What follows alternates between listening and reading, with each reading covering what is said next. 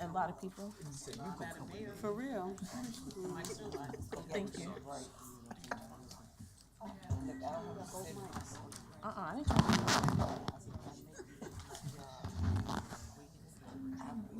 try.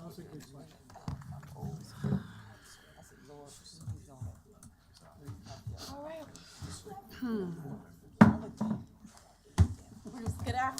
Good evening. I'd like to call the meeting to order. Is there a roll call, please, Madam Clerk? Councilor Parton, Here. Mayor Gore, Here. Councilor Denton, Councilor Pelham, Here. Vice Mayor Bennett, Here. Councilor Randolph, Here. Councilor Holloway. Here. Thank you. Once again, welcome for joining us this afternoon.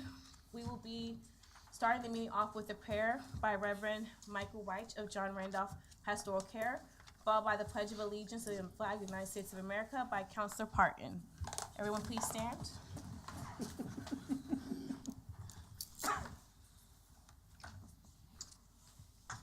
Pastoral Care from John Randolph. Is anyone in the audience here from them?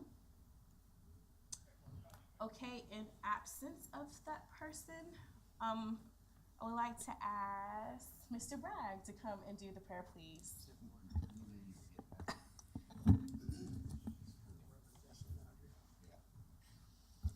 Let us pray.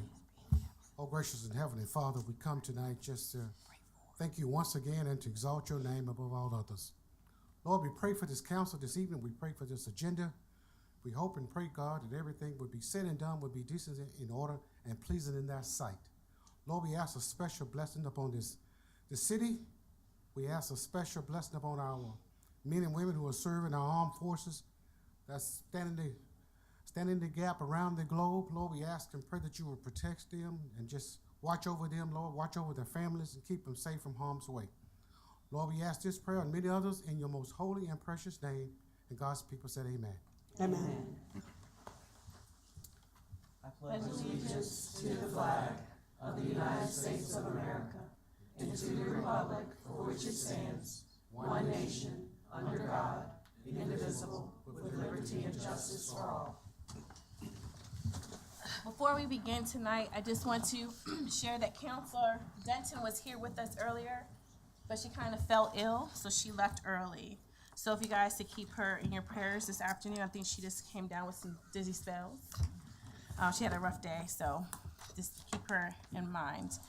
The other thing I was asked the clerk is, can we have a list of the upcoming chaplains for the council meetings? I want to start including some other pastors in the area to do the prayer for our council meetings. So if I can get the list to see who's slated, then we can send some invites to other pastors in the area.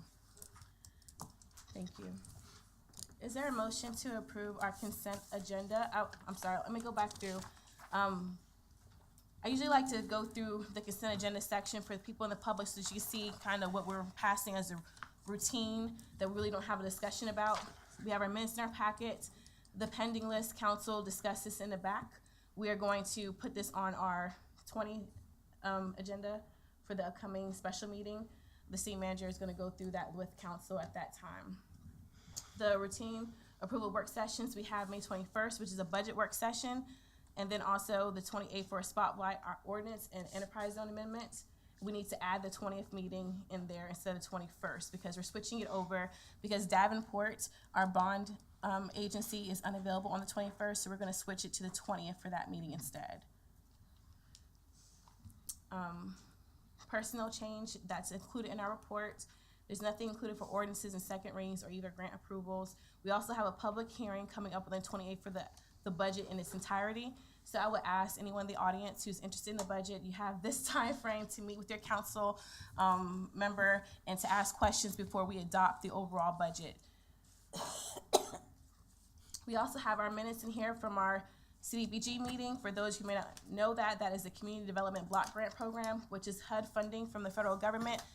Counselors in certain areas are eligible for that. I believe that is Councilor Randolph for Ward 1, Vice Mayor Bennett for Ward 7, Councilor Pelham for Ward 6, and Councilor Holloway for Ward 2. So be on the lookout for their plan. They develop how we're going to allocate that funding. And then we'll go to our proclamations and then additional announcements. Would anybody like to approve our consent agenda before we move forward? You want to go? Thank you. I would like to recommend that we approve the consent agenda, including the change of the work session from May 21st to May 20th. Second. Is there any discussion? And I would just like to say for the record, for the 20th meeting, please include the pending list, conversation with the city manager, the city attorney process. We're still gonna go into closed session on that day. And then the rest of the budget work session. Just as a placeholder, in case we have time, can you add boards and commissions conversations, just in case we get to it? We just wanna cover all bases from our conversation today. Any other discussion? Several information, or do you want them all as a whole? The specific boards that we discussed are Planning Commission, Ashford Civic Plaza, HRHA, the Creator Agency on Aging, CSA, and that's it for right now, and I'll get with you the other asks. Yes, CPMT, I'm sorry, Okay. CPMT. And I'll get with you with the other two asks. Thank you. Thank you for asking. All right, can we have roll call, please? Who seconded the motion? I did. Thank you. Council Parton? Yes. Mayor Gore? Yes. Council Pelham? Yes. Vice Mayor Bennett? Yes. Council Randolph? Yes. Council Holloway? Motion passes 6-0. Thank you. We're gonna move on to resolutions, proclamations, and presentations. We have our guests join us in the front, please. I think we have a special person with the sheriff's office here tonight as well. No? Yes, you wanna come to the front? All y'all. Everybody? Everybody. And I will also extend this to council, if any members of council wants to join me for this special proclamation. Just sit down as well. Stay up here. Police Week and Peace Officers Memorial Day. Aren't you coming? Whereas the Congress and President of the United States have designated May 15th as Peace Officers Memorial Day and the week in which it falls as Police Week. And whereas the members of the Hopewell Police Department and the Hopewell Sheriff's Office both have an essential role in safeguarding the rights and freedoms of the city of Hopewell.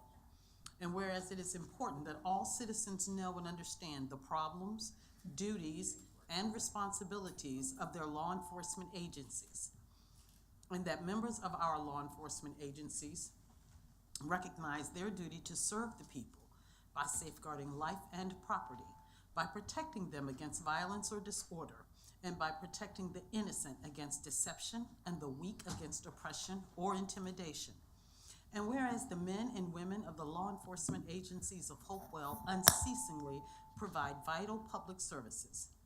Now therefore be it proclaimed that the Hopewell City Council declares May 15th, 2019, Peace Officers Memorial Day, in honor of those law enforcement officers who through their courageous deeds have made the ultimate sacrifice in service to their community, or have become disabled in the performance of duty.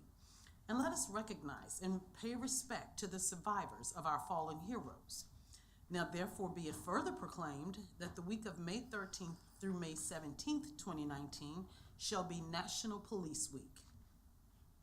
And we call upon all the citizens of the city of Hopewell to join in commemorating law enforcement officers past and present who by their faithful and loyal devotion to their responsibilities have rendered a dedicated service to their communities, and in doing so have established for themselves an enviable and enduring reputation for preserving the rights and security of all citizens.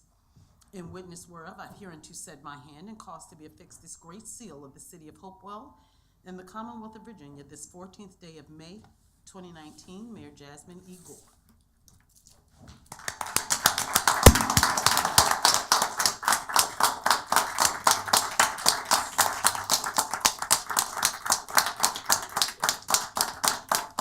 before they do sit down, I would just ask the chief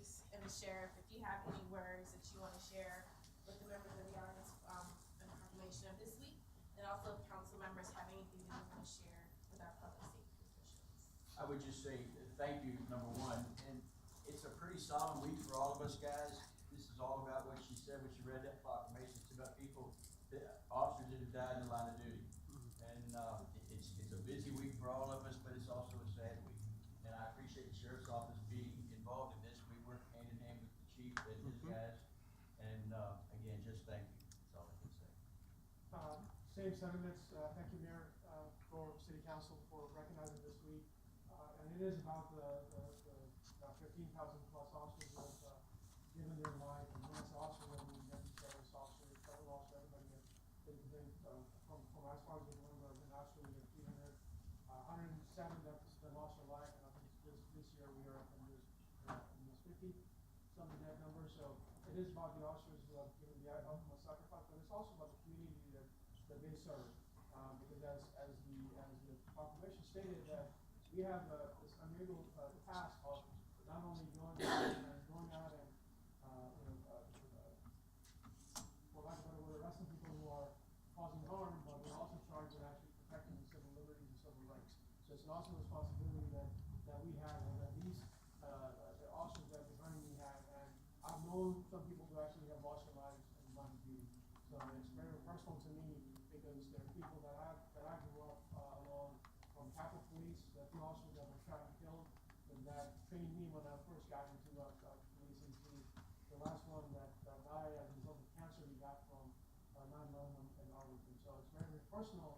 It's personal to all of us, but to me, I actually know people that have lost their lives. So it is about those who have lost lives and those who continue to serve. So the community hopeful, thank you very much for giving us the honor to serve you. Council, thank you very much for actually recognizing the hard work that does go. So we don't do it for the money. No, you don't. Doing for us, for shots and fire, all these guys go. So thank you very much for all of that. And can I add something as well?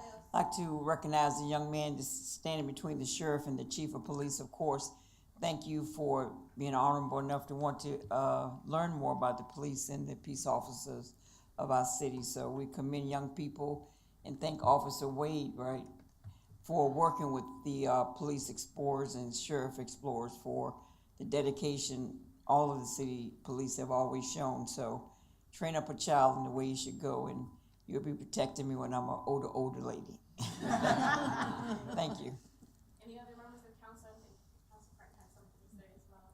I just really want to thank y'all. I just got a lot of friends that went to college with me that are police officers, and I hear a lot of stories about some of the things that they deal with. And I just, thank you is just not enough. But I just really do appreciate all that y'all really do for the city. And I will give a nice plug for the police department, especially. I just recently had a ward meeting, and it was nothing but just wonderful compliments that the people from Ward 3 gave to y'all. And they really do appreciate everything that y'all do. I would say, unless somebody else in council has things to say, I would say too, thank you guys for being partners with us. The police chief, since he's been here, he's been really gracious.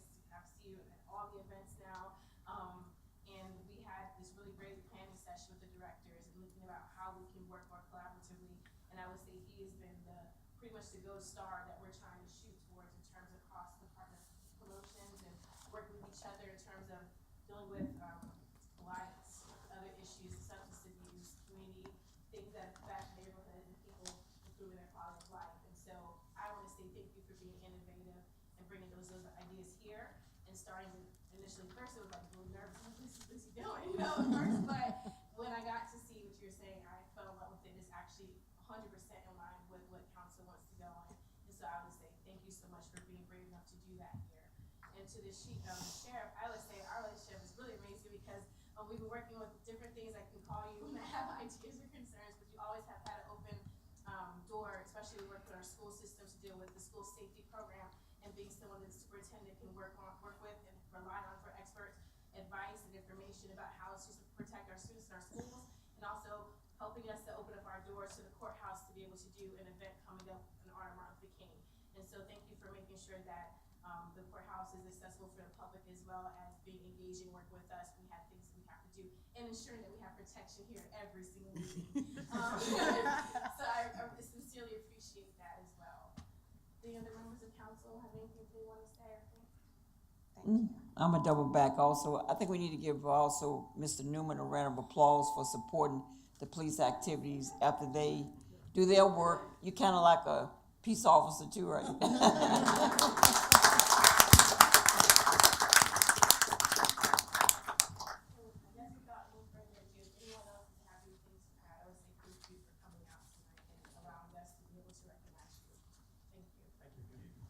Yes, sir.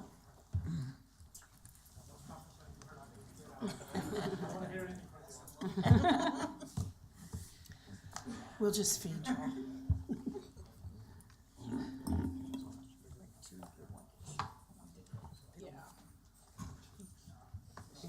Aaron had to hold his mouth a certain way. We took the picture. No, it doesn't. Yeah, you see, watch him take pictures and he was going.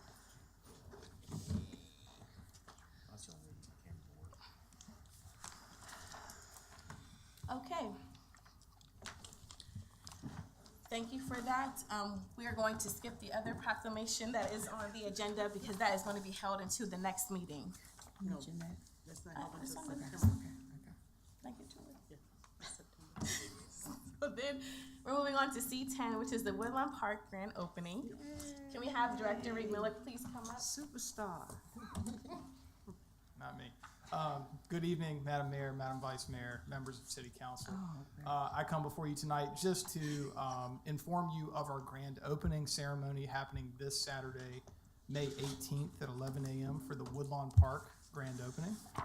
It has been long awaited. The weather has been a challenge. We finally got a few things done that allowed us to finish construction. So we're very, very excited to be moving forward with this project. The event this Saturday will coincide with National Kids to Parks Day. And really, it's just a few games and activities to support the mission of the National Park Trust in getting kids into park spaces and playing and being active and being social. So we'll have a bunch of activities. We will do a brief ribbon cutting at the beginning of the ceremony. We encourage everyone to come out and check out the new design. It is a beautiful playground, inclusive playground, accessible playground, state-of-the-art fitness equipment. I don't know if we've shared this with council before, but the piece of fitness equipment that we have, there's only one other one like it in the state, and that's at Virginia Tech's campus. So we should be very proud to have something of that quality here that was paid for with a grant, not taxpayer dollars, so that's awesome as well. And just a beautiful setting. Lots of cool stuff to see, lots of fun stuff to do. So come out again this Saturday, May 18th, 11 a.m., Woodlawn Park, which is located at 3509 Boston Street, right across the street from Woodlawn Learning Center. I'd be happy to answer questions if you have them. If not, we will see you on Saturday, unless you're on a kayaking trip. Just me. Does anyone have anything to share? Vice Well, Mayor Bennett? yeah, thank you, Aaron. Aaron sent me pictures and of a sign that he built. It saved us between $8,000 to $10,000. He built it himself, and I'm just really grateful. I'm grateful for this park to be finished, and you can't even keep anyone off of it. It's just like, it's a great park, and I hope everyone gets a chance to come out there and see it. There's a track, and there's things for everyone to do, and look forward to seeing you on May 18th, Saturday. Does anyone else have any comments? All right, thank you. Just observation, does somebody notice in the feedback on the microphones? Of course, it's pretty loud tonight. Okay, I'm just making sure. Just test it out with that. It's better. Is it, can y'all hear, can you hear us? Is it good? Okay. All right, thank you. So we'll move on to the public hearing for tonight. We have public hearing 1, fiscal year 2019-20, city operating budget. Just to recap for council, if we can try our new method of doing the presentation first and then and then questions after, that would be helpful. So I'll hand it over to the city manager. Good evening, Madam Mayor, members of council. Got a brief presentation for you, and of course this evening the purpose would be of the public hearing is to solicit and receive citizen input regarding the proposed FY20 operating and capital budgets.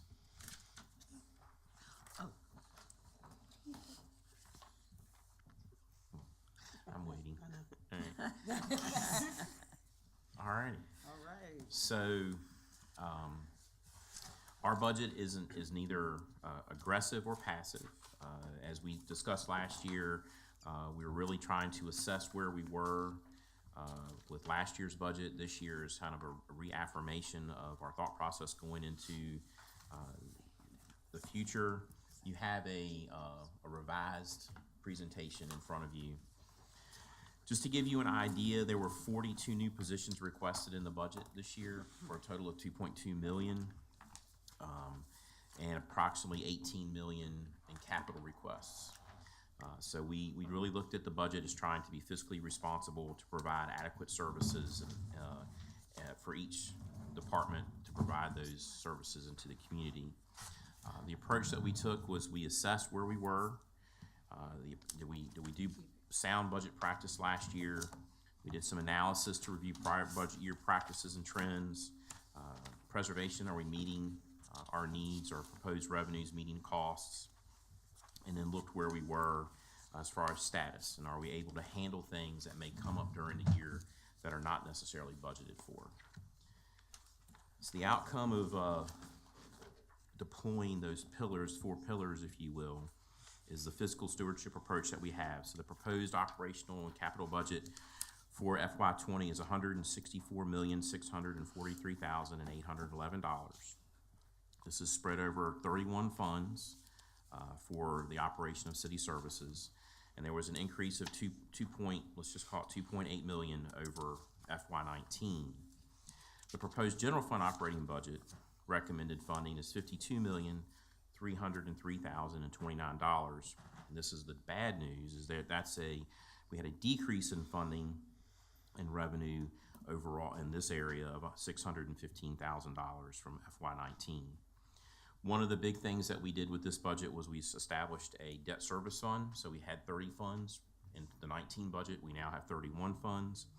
What this is going to allow us to do is better track our debt service payments into the future. And we had an increase in debt service costs this year of $750,000. Additionally, we had no adjustment in the tax rate. So council at your meeting last week approved the same tax rate structure for 20 that we have for 19, so there's no increase nor decrease in the tax rate.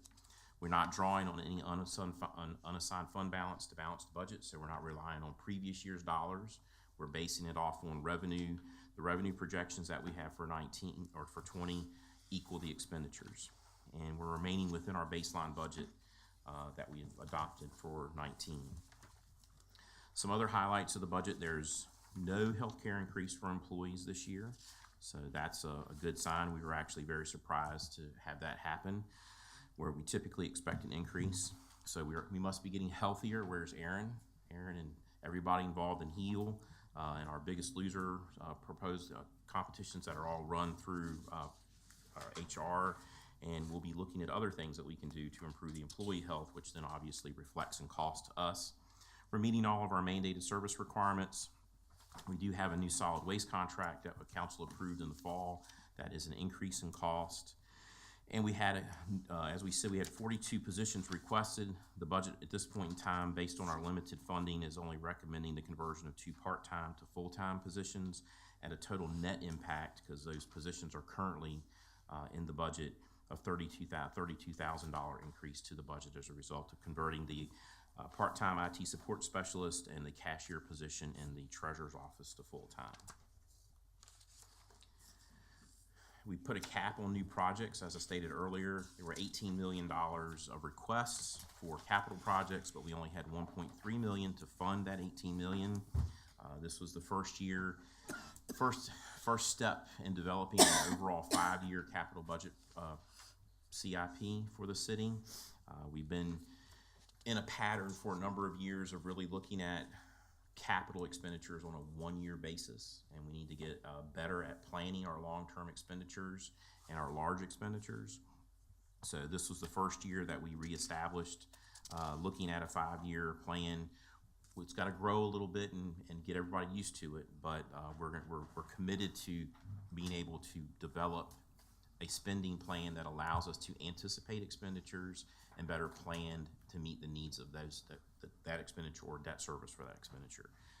There's no new debt issued in this budget, and the total school board budget request is $60,156,926. Of that, their local funding request is $14,495,466. So some notable changes in the budget.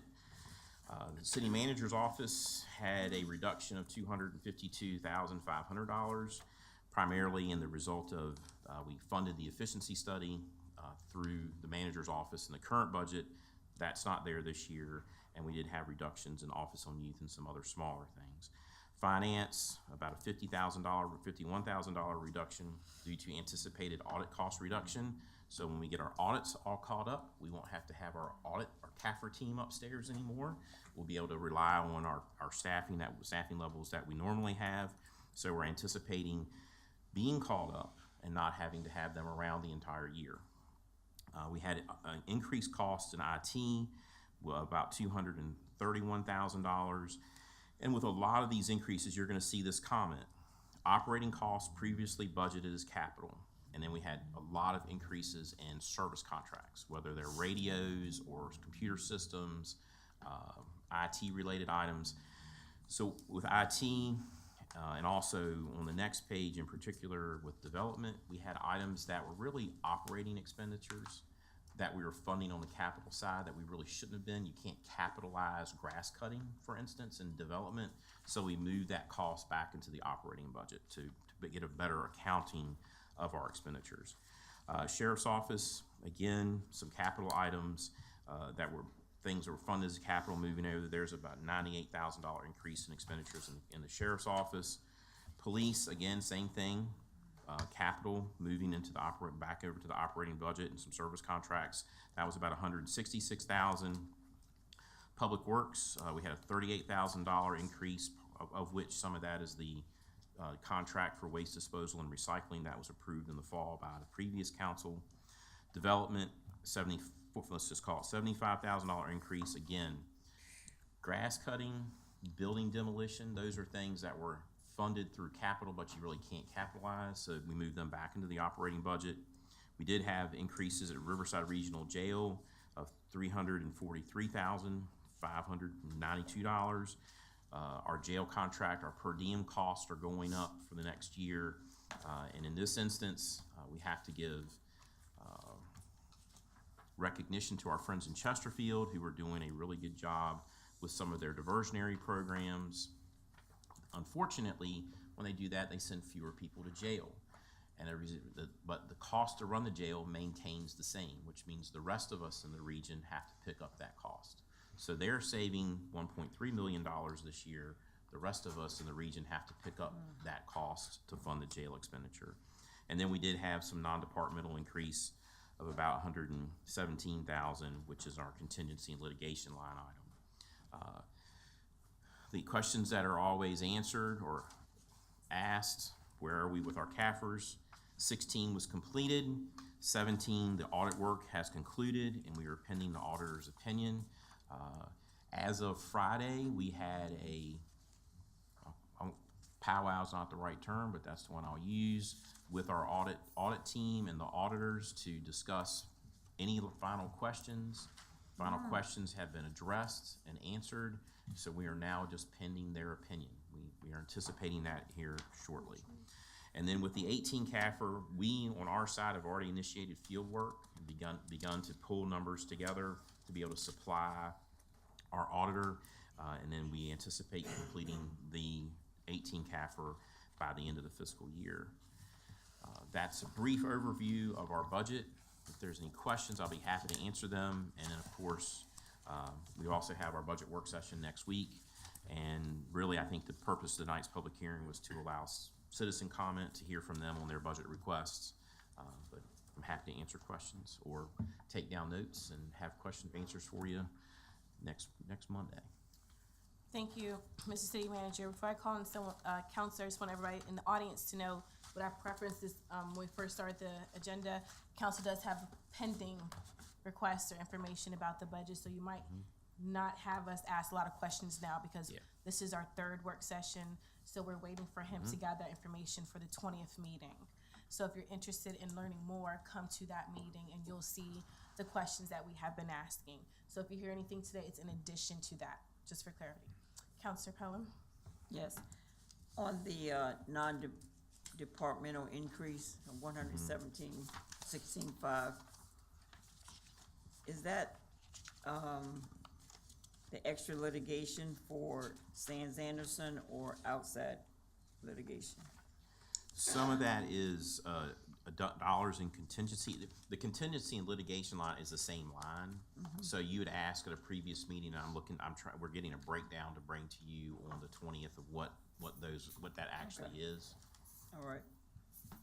So you're working on it, okay. Yes, ma'am. I thought I saw another light. Okay, I don't see any lights, but I do have some questions written down, just so I can understand the presentation. This wasn't in our packet, correct? Nope, the revised piece that was. This, right, okay, so. Yeah. This is my question in regards to, I know we have, one of my questions that's pending plays into this, so I'm not asking for the details right now. Okay. Just for clarity, one question I had asked for was the breakdown of all of the new money. So the 1.73%, which is a $2.8 million increase in revenue. I had asked for a breakdown of where that went to. So just for clarity, are you saying that these changes, that's not using that money because some of these are moving over from capital to our operational, so that's just recycling current funds, right? That's not using the new money. No, so in the current, we're not, the F20 budget isn't using any $19. No, that's not what I'm asking. What I'm saying is, when you made a comment that said, operation costs previously budgeted as capital increases. So let's say the capital budget was level funding. You're just switching it over from the CIP over to the operational budget, right? Correct. So that means that the 2.8, that's gonna come from the list on the 20th about what that breakdown is. Or is that part of what you have on page, when you talked about the health insurance and some other things, was that a portion of that? When you said the other highlights, healthcare costs, no increased employees mandate in these positions, that's coming into the 2.8, correct? The 2.8 increase in the budget isn't just local dollars, it's other dollars that are coming in. So the local dollars are decreasing, and that's where we typically fund capital in our general operating budget, other than monies that come in for DSS, CSA, those funds that come from the state that help offset other costs. I won't even bother, we get a little bit of tad bit of money from the feds for CDBG, but that's been decreasing over years. Right. So you're interested in what comprises the 2.8, Correct, where those dollars are coming from. yes. Okay. And where they're going to. So where is it coming from, if it's federal, state, or local revenue? But then after what makes it the 2.8, I wanna see where the 2.8 has been dispersed. So if it's an increase, I understand our operational budget has decreased by $615,000. I do understand that. However, you still have to operate the capital budget, you have enterprise, you have all those other funds that are somewhere, there's an increase of $2.8 million. Right. Okay. And so I'm trying to figure out where that money is going. Then the other question I have is for the sheriff's office, that increase, does that include the additional support for funding the The awkward overtime. question, yeah, the overtime. Okay. Then in terms of Riverside, I know you and I have talked about this. We talked about this in a finance committee meeting, but at some point when we get past this budget cycle, could it be on a work session if council agrees to it, when we get the other work sessions that are pending off of the pending list, to have a discussion about the breakdown of our contribution to Riverside, to see, Yeah. you know, I know it's gone up and I understand why, but then to see how much we're actually paying for stuff and to have maybe a bigger conversation about what Chesterfield is doing. Because it's not right and it's not fair for them to, and I get the diversionary programs, that's great, that's excellent. However, the biggest thing is you're putting people into their jail and not really supporting the agreement that we have as a regional jail. Right. And so that's costing us because they choose not to honor the agreement, honestly. And so we have to look at that. We can't just, you know, lay down and just keep paying money because they want to move money around. Right. So, and Chesterfield is always Chesterfield, but we're Hopewell and they can't keep doing that to us, so. The other thing is in terms of the CAFRs, the audits. Just for clarity, you said 16 is completed. Does that include the CFA? No, the federal single audit for 16 isn't complete, and therefore the federal single audit for 15 isn't complete because we're waiting on an item that we have to get clarity so Cherry Becker can close out the 15 single audit so we can get the 16 done, 17 and 18. But those are not, I'm not gonna say those are less important, but APA is looking for, and the rating agencies are looking for The transmittal our big files type of our stuff. big audit. So with our contract, doesn't Becker do 16 too, the CFA? They don't, that's, PB PBA, Mayor's. okay. Yeah, Mayor's is doing 16, 17, and 18, and 19. okay, so after 15 is done, we're done with Becker and Yeah, we get we- a total bill. Yeah, then we'll know, we have to get that piece done with the single audit in order to know what our total cost is with Cherry Becker.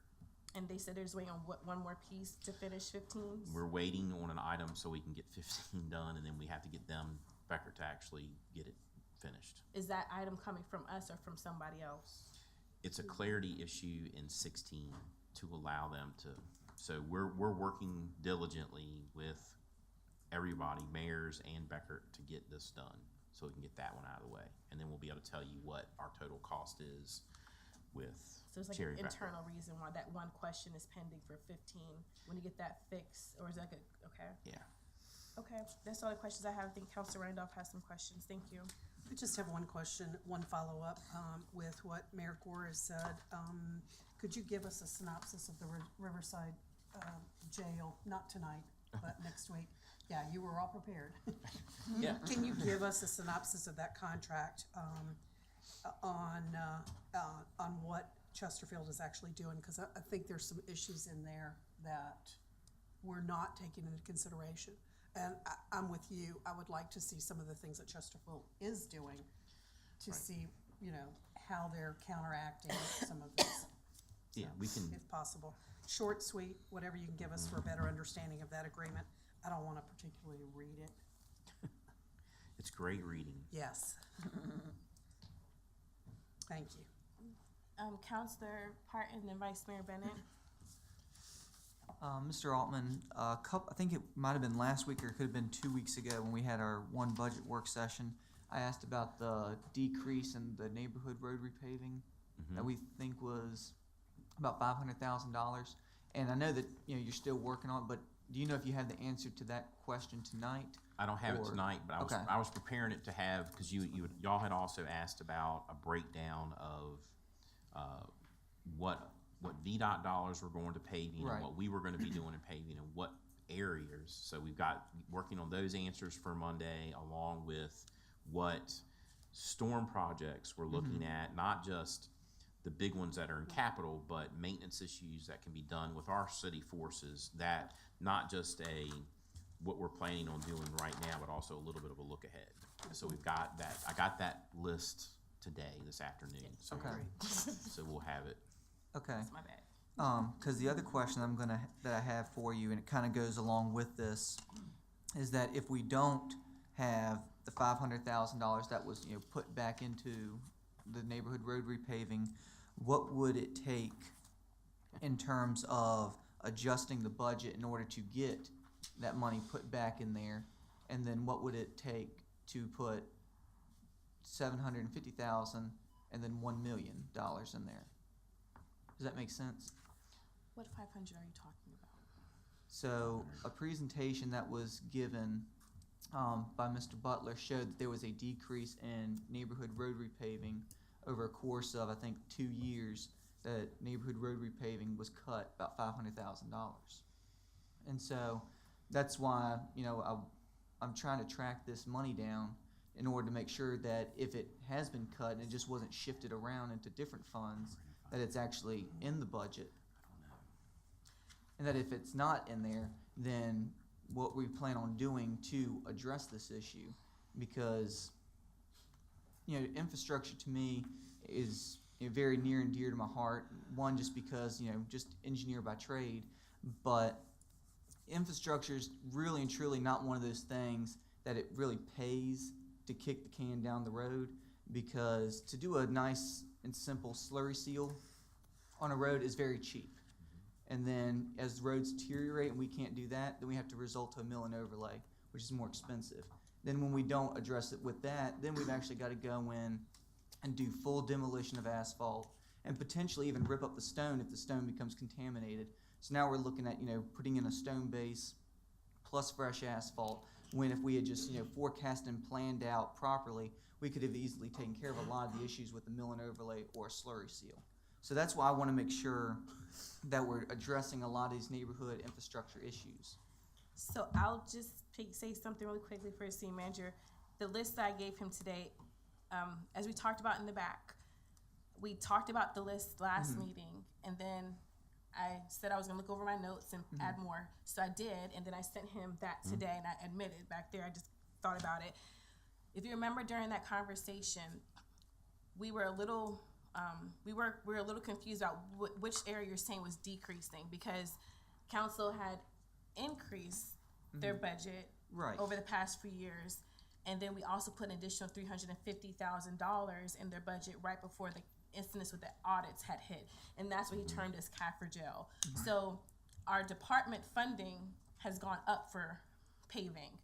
I think maybe what you're seeing is the VDOT or maybe some of the projects that he's working on, but he is supposed to pull that out so that we can see what figure out what we're talking about here. But I can say that we've increased that budget, but he's gonna look at the historical tracks to really fully answer that.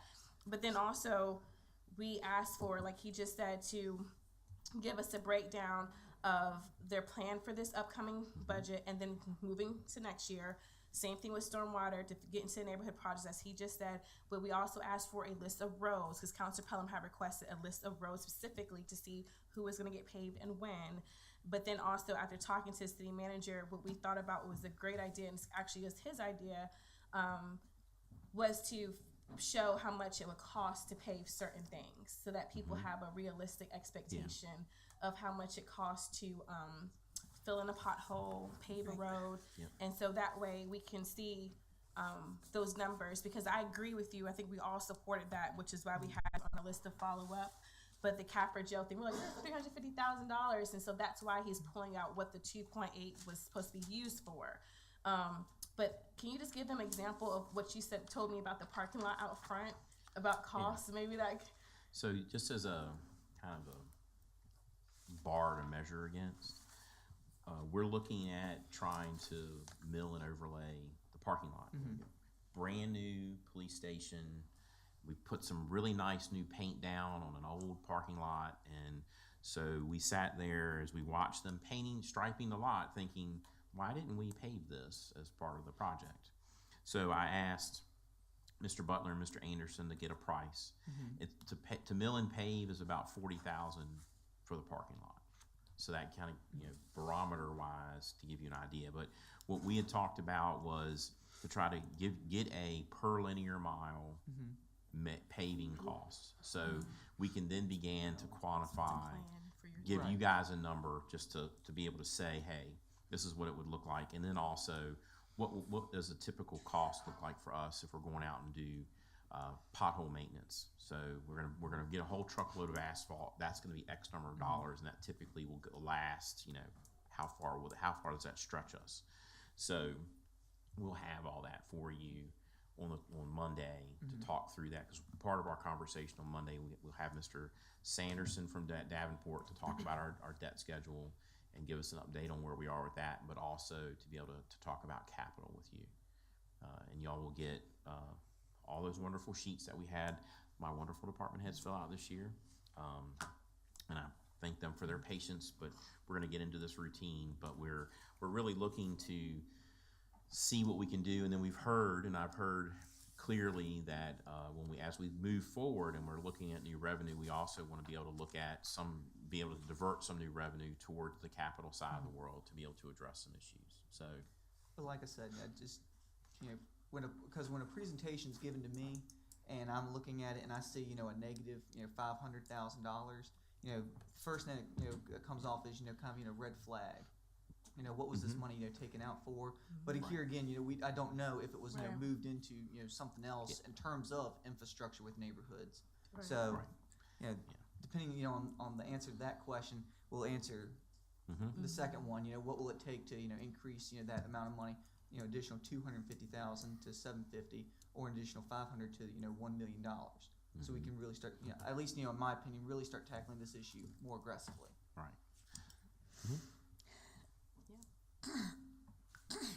Is there anything else in relation to that? Just one thing is, Mr. Butler, I guess, gave us 3 or 4 years ago an estimate of the billions of dollars it would cost to do all the infrastructure in Hopewell. So I'm sure he probably still has those figures somewhere around. Yep. I mean, it was close to billion. It was a lot of money. So when you say $1 million, it's gonna take a whole lot of millions. But it's just starting the process and setting a line item to address infrastructure within itself. We have to do that. And I think we also need to be cognizant of the fact that and I'm gonna be one, you know, I'd love to have my street repaved, and I know everybody would, and I was at Councilor Parton's ward meeting, and I was reminded of the great Clint Strong and the process he had for paving throughout the city. So we need to work towards that, but at the same time, we also have to take into account that if we put all of our eggs in that basket, Woodlawn Park doesn't get done. Arlington Park doesn't get done. So we have to make some balanced choices as we move forward, looking at infrastructure. And I look at infrastructure from a more of a holistic, not just pavement and pipe, but other pieces in the community that work with what we're trying, you know, the direction that council has established with the HEAL program and other things. We got to balance that out. So when we look at that, if we want to do more here, we may end up sacrificing over here. If we have level funding, if we have new dollars come in, then that's going to help us do more things. So, you know, as we all hope, new funding will be coming into the city, and we'll be able to address more issues as we move into the future and have a plan. That's the whole point of the capital plan, is know when those expenditures are coming and how we can pay for them. You know, and I'll just say this last thing before we go into the public hearing for comments, that, you know, one positive thing that this council is doing is our strategic planning session. We kind of ironed out our 5 major categories that we want to focus on. We're going to drill down in those soon, but infrastructure was one of those things. And so this council is already demonstrating they're committed to that. And then we also were in agreement that we would try to focus, kind of what the city manager is saying, our efforts of figuring out long-term plans for funding and identifying those in our plan. So this is just going to be the start of that conversation. Everybody seems to be on the same page, and then eventually, after we get through this planning process, we'll have a document where we can try to guide through to say, this is how we want our money to be spent, with some expectations of it being diverted directly to neighborhoods. And so, you know, this is we haven't done this since I've been on council, except for 2016 when we tried, but then the audits kind of threw us for a loop. So now we're going to come back full circle. So it's a plus. We just got to keep moving forward in that direction. But thank you for pushing this.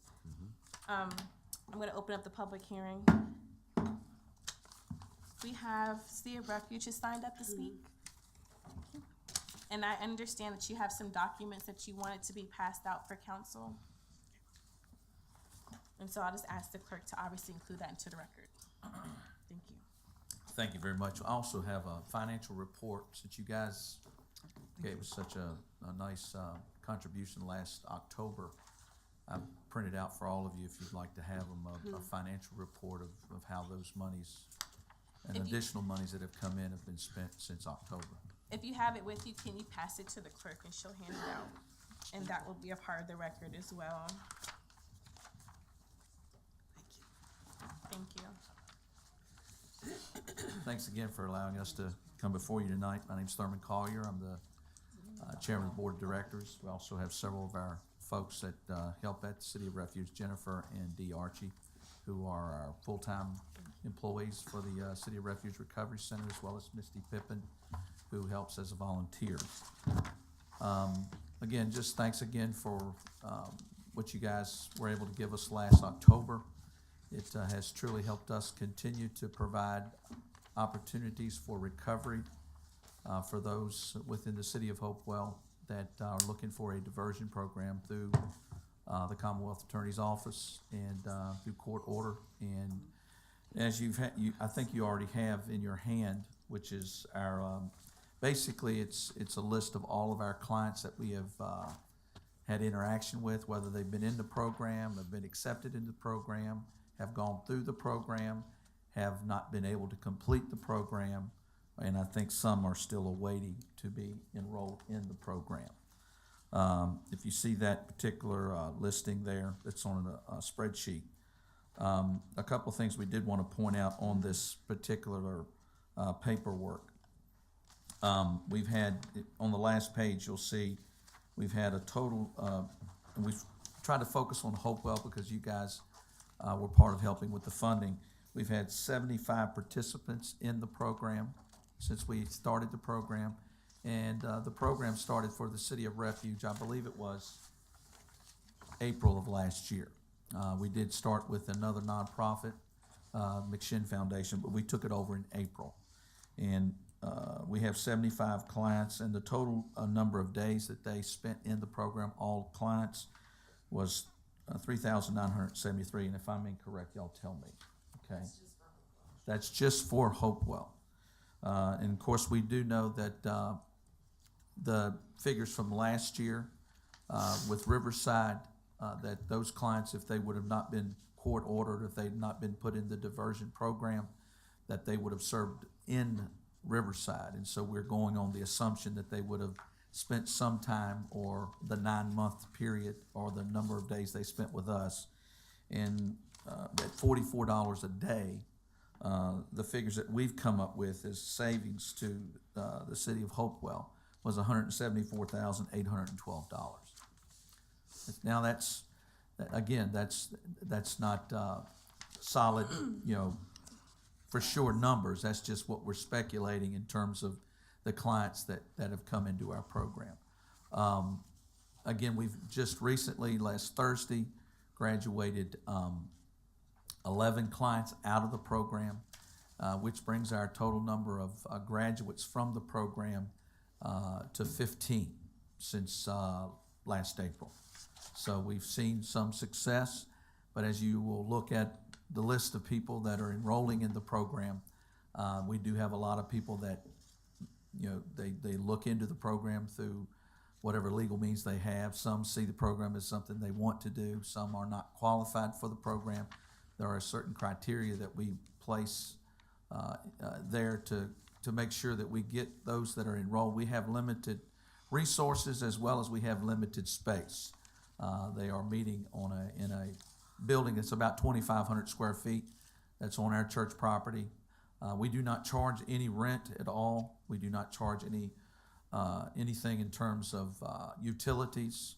They don't have to pay for that because we are still on a very limited budget. We do have 2 full-time employees that do work for us. They are the only ones that are receiving any type of payroll. All others that are a part of our program are volunteers. And I think we have Misty, who's a volunteer, as well as we've had interns that come to work with us in the program. And I think we have another volunteer that comes in at least once every other week.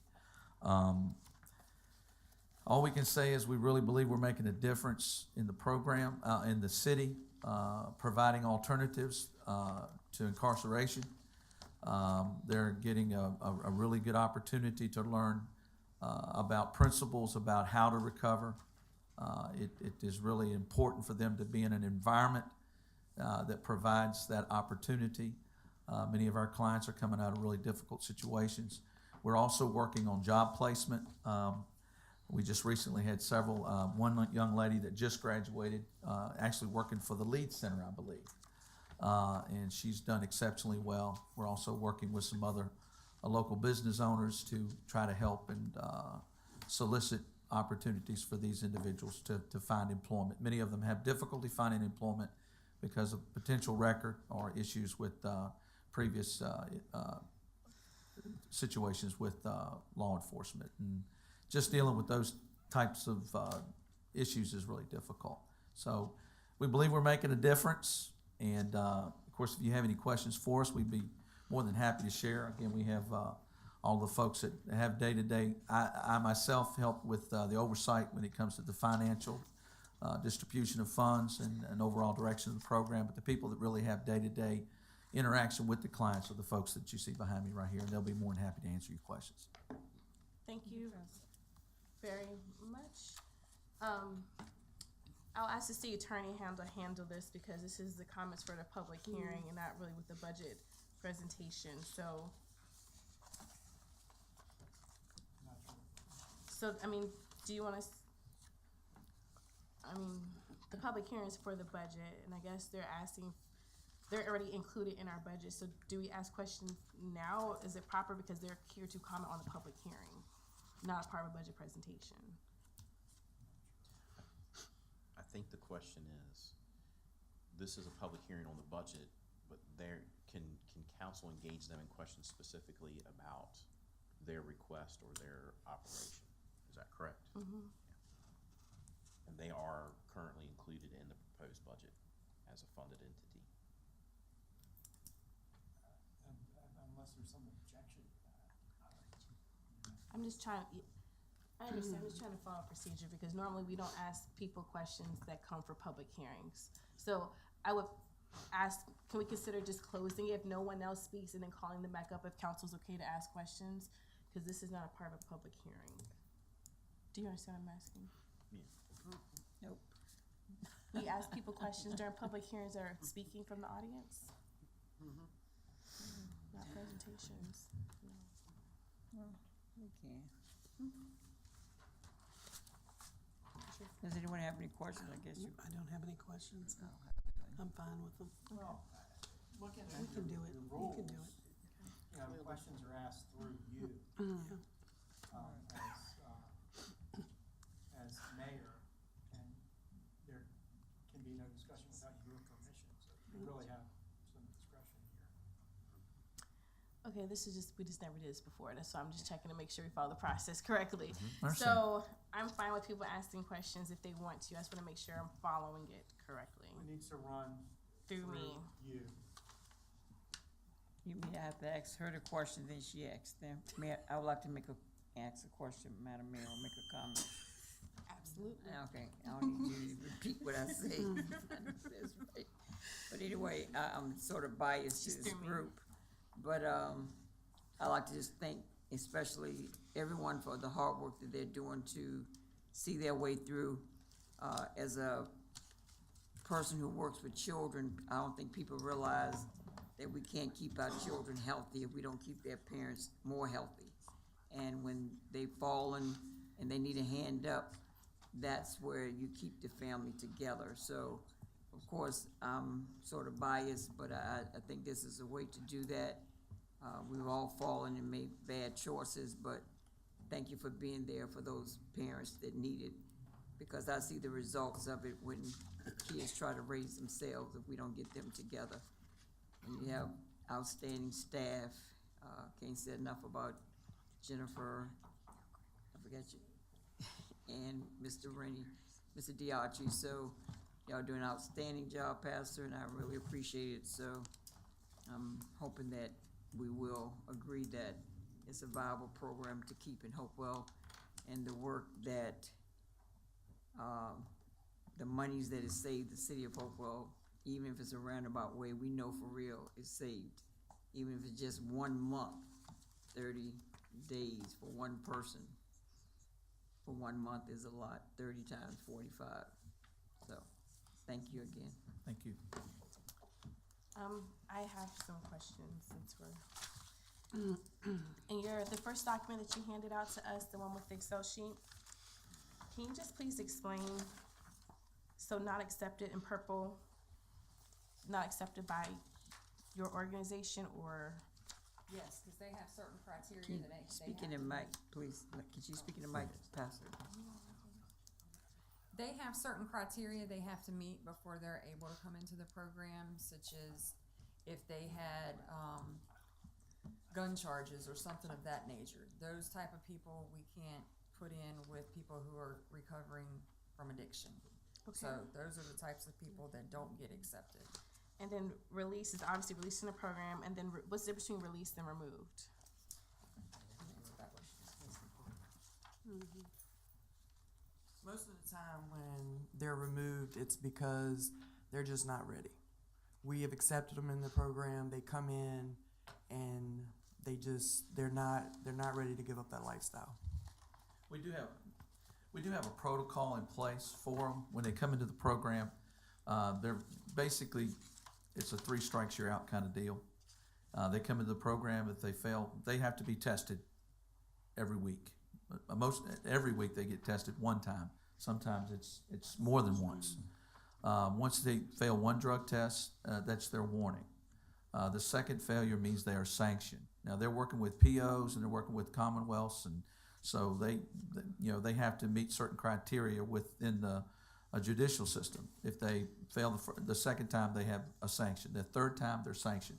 The fourth time, they're dismissed from the program, unless they're extenuating circumstances. So is there a difference between released and removed? Because you have released in like hot pink or fuchsia, then you have removed in like a wine color. Most of the time, release means they're volunteer, Okay. I think is what the difference is. Okay. We have those that walk in off the street that are volunteers. There's no court issue, there's no incarceration issue, they're just coming in off the street. But one of the things we have to be very careful of is because we have people that are in recovery, and you have someone that's in active addiction, they become triggers for those that are sitting there. So again, we run the volunteers through the same type of protocol. And if they're not meeting the standards of the program, we just can't allow them to stay in. That doesn't mean they can't reapply at some later date. But Right. what we're trying to do is keep people in an active addiction out of the rooms with those that are recovering, to keep others from falling off the wagon. And then on your Excel sheet, the red, there's not a column for the status. Like where you see where it says removed above and that wine color below, there's nothing there. Is that just, do they fall under a separate category? I believe these ones right here were ones. When we were doing these and putting these together, there were a few, there was this few down here that doesn't have anything as far as removed or voluntary, because they were still with the McShin before it came over to City of Refuge. Oh, they were previous. They were okay. previous. Right. Okay. And, but I had to add everybody that had come through the door in the spreadsheet, so that's why they're at the bottom with nothing. Okay, and the last thing I would just say is, you know, if we could work with, you can do like a one pager or give us the information. I can work on a one pager to say how you come up with the cost savings, because I know, like you said, it's $44 to do pretrial services versus how much it costs for you guys per day, just so that people can visualize that. I think that's a good tool, one for marketing, but then also to communicate to people the work that you do. And also we can use it with the opioid task force and other things to say like, hey, this is the cost savings to the city in a visual form, you know? I think that would be a great marketing tool. So I can assist with that. If you give me the information if you want, and I can email back and forth with whoever to help. And the other thing I would say is I think we usually have to beg to get budget information from people. And so I would say thank you so much for providing this, especially one that actually includes literal deposits and expenditures. It's like pulling teeth sometimes to get this from people, and so I'm very grateful that you did this without even asking. And Well, it was very just We're trying real flat out hard report. to be frugal, because we have to be, and also be accountable. I'm a pastor first before I'm this, and I believe that every dollar and every dime that's spent needs to be accounted for, so that you know that there's not any advantage being taken care of. We're trying our best to give as much in resources into the hands of these folks that are coming to our doors, because we believe this is some of them their last chance. If they don't figure out a way to get it right, and I'll be honest with you, we've had some tough times there. We had a young man that was in recovery, thought he was doing well. He turns up in a parking lot the next morning he's overdosed. Recently had a young man that was expelled out of the program. Unfortunately, he harmed himself. And so we're dealing with life and death situations here, and it is not easy, and it takes a tremendous toll on the staff because they really invest themselves, but they value these people walking in their doors, in our doors. And I can't say thank you enough for the investment you've made into you've not made it in me, you've made it into these folks, and we really appreciate it. Good afternoon, Council. Madam Mayor, I also want to add 4 of our prior graduates. What people don't understand is when most treatment centers are turning people loose, another set of symptoms more threatening than sobriety reemerge. as to the date, none of our prior graduates have had any more trouble with the law since then. Not only that, we had a prior gang member that now he's no longer affiliated with the gangs. He's married, he has a baby, has a home, and has a good paying job. We have other little issues dealing with people that due to the process of anonymity, we can't bring up, what's going on, but we are working in this, we're seeing the difference take place.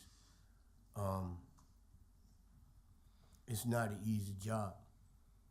Most people come in there into pre-contemplation. Only reason why they come is because of court order. By the time that they're there, we turn their pre-contemplation into contemplating. And as they start contemplating, we start putting them into action and we give them maintenance. And at the end of the day, our termination works because, like I said, at the end of the day, we haven't had nobody reappear. And that says a lot because peer recovery is not understood by a lot of people. What we'll learn is that the therapeutic value one addict helping another is our parallel.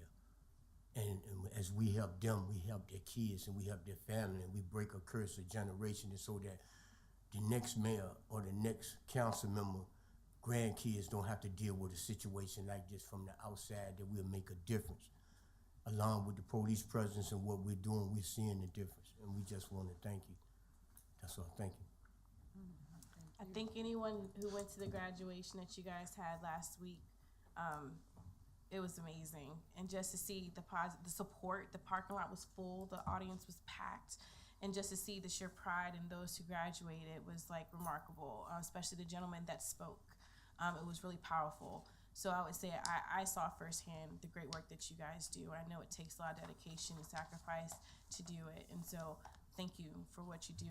And if anyone can have their chance to go to another graduation, definitely do it, because you can just see the impact that you made in people's lives, not just the person, but their family, because their families were there cheering them on. So it's really cool. I just want to kind of give you guys a outlook of what we're looking at right now. So right now we have 24 people currently enrolled. 13 of them are from Hopewell. I have 36 people accepted to our program that are waiting on court dates, and out of those, 9 of those are from Hopewell. So that's what we're looking at right now. And as far as our staff, we love our volunteers.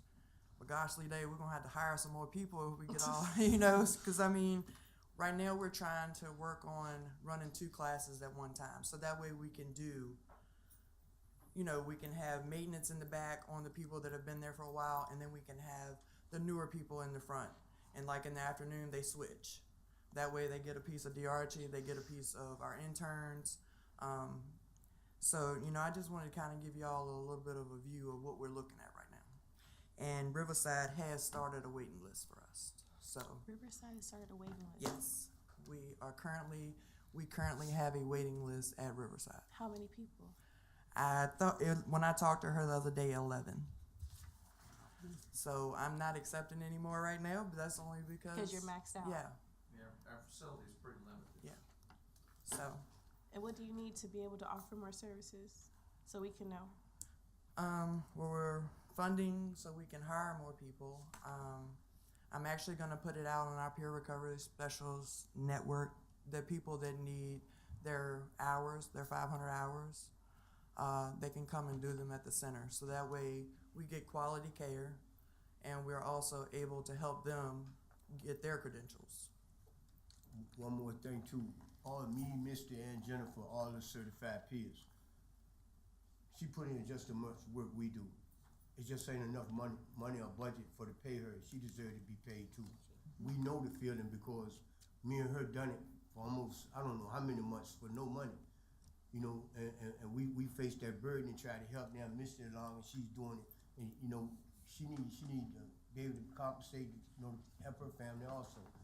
It ain't about money. It ain't not like that, but at the same time too, You can't volunteer for full time for a living. Because we don't volunteers not gonna pay for rent or mortgage. We don't get up in the morning to change the tires. We don't get up in the morning fixing meals. We don't get up in the morning driving buses or whatever. We get up saving lives. So it's a little rough. We even have threats on our lives, So We in it for the long haul. You know, we just need the city support. We really do. Thank you. Does anyone else have anything to say? Oh, thank you. Thank you. Thank you. Thank you. Appreciate it again. No problem. So, this is a little unorthodox for a public hearing. Does anybody else have any comments? Okay. I'm sorry, what? Oh, there are no comments, so I will close the public hearing. Oh, yeah.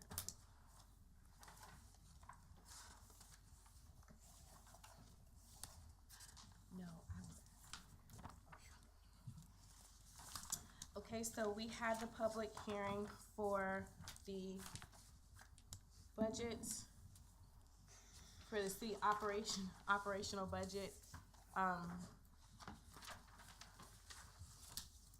Is there a motion on the floor? Tonight's just first reading, no actions required.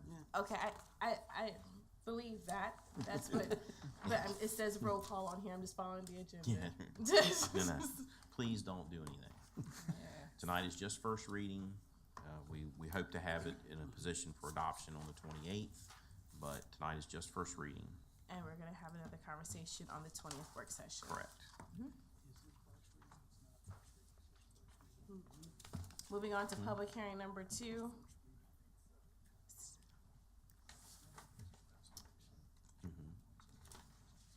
I mean, it's on that thing to take action, so we need to move it. It's on here to take action.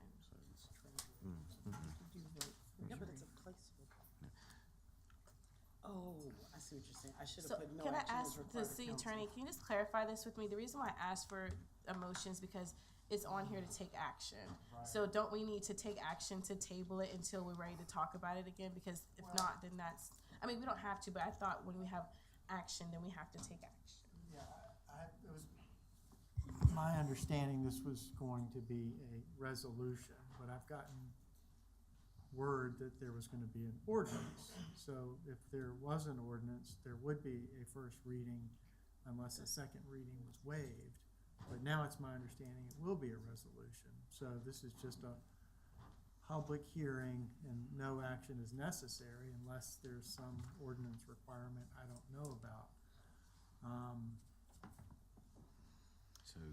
So the agenda says that there's a motion, a roll call. So my question is, since the agenda has an action supposed to be taken on this item, do we need to publicly table it into another meeting so that the record reflects that? That's what my concern is, because it says that we're taking Well, action. the motions are always Recommended. suggested. Right. And we Okay. used to give detailed suggested motions, and we stopped doing that because we were told to. Right. But just because it's on there doesn't mean a motion has to be made. Okay. So I think procedurally, either way is fine. I think Okay. it's gonna be the same result, where it's gonna come back. I mean, you already have another, right, work session scheduled, so this is just part of the procedure. Okay, I agree with you. I'm just asking for the record because people might get confused or something like that, so. Madam But I Mayor, understand what you're saying. the minutes will accurately reflect that no action was asked of council for this item, for clarity and for the record. Thank you very much for addressing. And just to clarify, the second public hearing, which we typically don't do, but like tonight, last year we had one speaker, so my feeling was, and when we had some discussions of transparency, having a second opportunity, because a lot of people may read the article that's gonna be written and say, well, I didn't get a chance to come. So on the 28th, we'll have another public hearing, and then at that point in time, hopefully we're in a position to be able to adopt the budget and move forward. But, so you'll have another, so the question would be, to confuse things, you could take action and you could table it and leave the public hearing open to the 28th, or we can just advertise a separate public hearing. So we can advertise another public hearing without any problem, but that would be an option. if we're guaranteed to have another public hearing, my only thought about leaving it open is it's gonna cost, to save us money to not put the ads back in the paper, right? Cause it runs a pretty penny when we do those public hearing advertisements, doesn't it? And we're pretty much guaranteed to have another public hearing, then we should just leave it open to save us some funds. If we know we're committing ourselves to leaving it open. And you're not required to have a public hearing, so your notice provisions aren't as stringent as they would be for a public hearing you're required to have. Okay. So I think all of your concerns would be satisfied if you Okay. just continue this public hearing to a date certain, May 28th. And that goes for the second public hearing too? Well, so PH2 was just, the school's budget is nested within our budget, so we don't have to have, last year, we didn't do a separate hearing. I thought, well, this year we'll just do a separate hearing to allow people to comment on it, but it's nested within our budget, so we don't have to, this one you can just be done with, and when we take action, it'll all be at one time under the city's budget. Okay. So let's just do the second public hearing, then at the end, can someone from council please make a motion to leave it open until the 28th? Well, I can't, cause I just closed the first one, huh? Yes, you did. So. Can they, well, hold on, we haven't left the item yet, have we? Can they do a motion? Yes, I think you can. But are you trying to call this one public hearing, or are you calling it two public hearings for the future? Let's do it one. One. So one public hearing for the entire budget, the operating budget and the school's budget. Correct. So each of these public hearings tonight, you're gonna continue to a date certain for one public hearing. Correct. Okay. Yes. Yeah, I think the fact that you closed the public hearing, we're still on the item, you're not off it yet.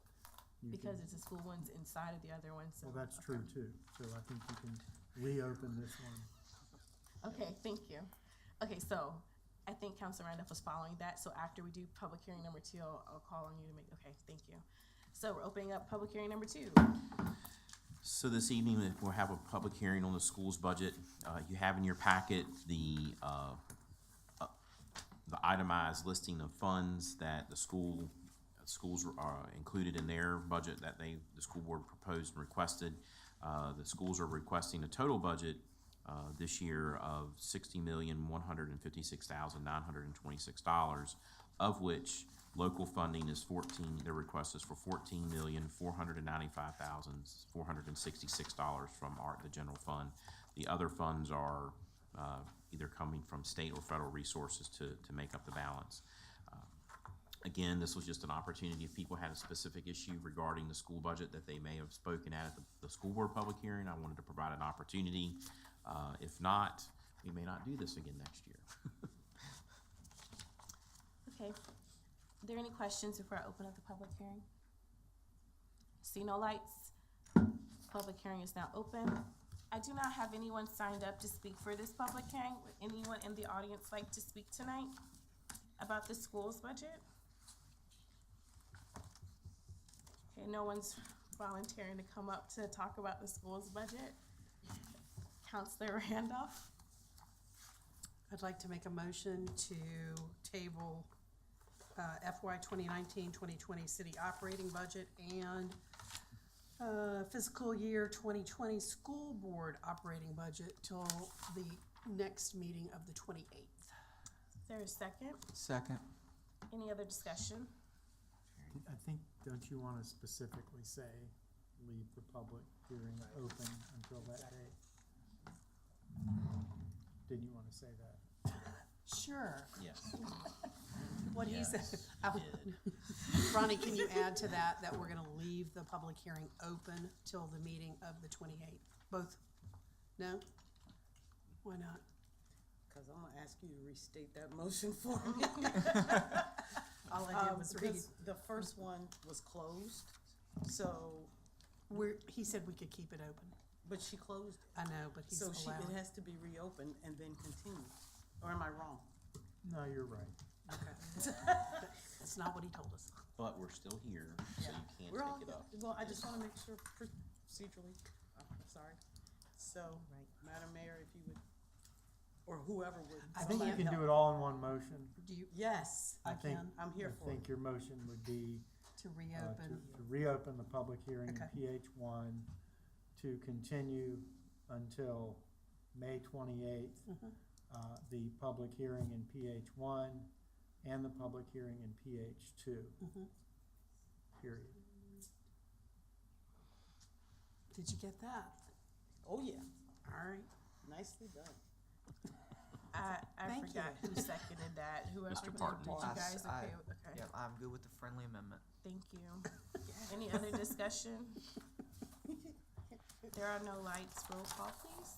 Counselor Parton? Yes. Mayor Gore? Yes. Counselor Pelham? Yes. Vice Mayor Bennett? Yes. Counselor Randolph? Yes. Counselor Holloway? Yes. Motion passes 6-0. Thank you. So we'll just need to make sure we put out there that we're having this meeting at, Mr. Altman, can you ask the schools to consider doing like a robocall or something for the parent, to get some type of engagement for people to come out to the budget about the schools? We're going to go down to the regular business section on the agenda. We have communications from citizens first. There is no one signed up to speak from communications from citizens.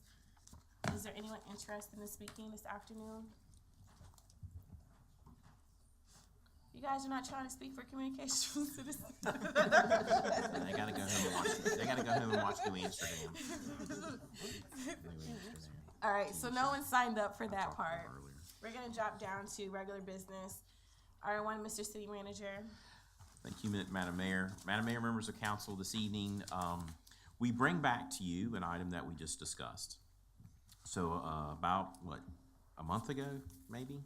We brought to you the local choice renewal for our employee health insurance.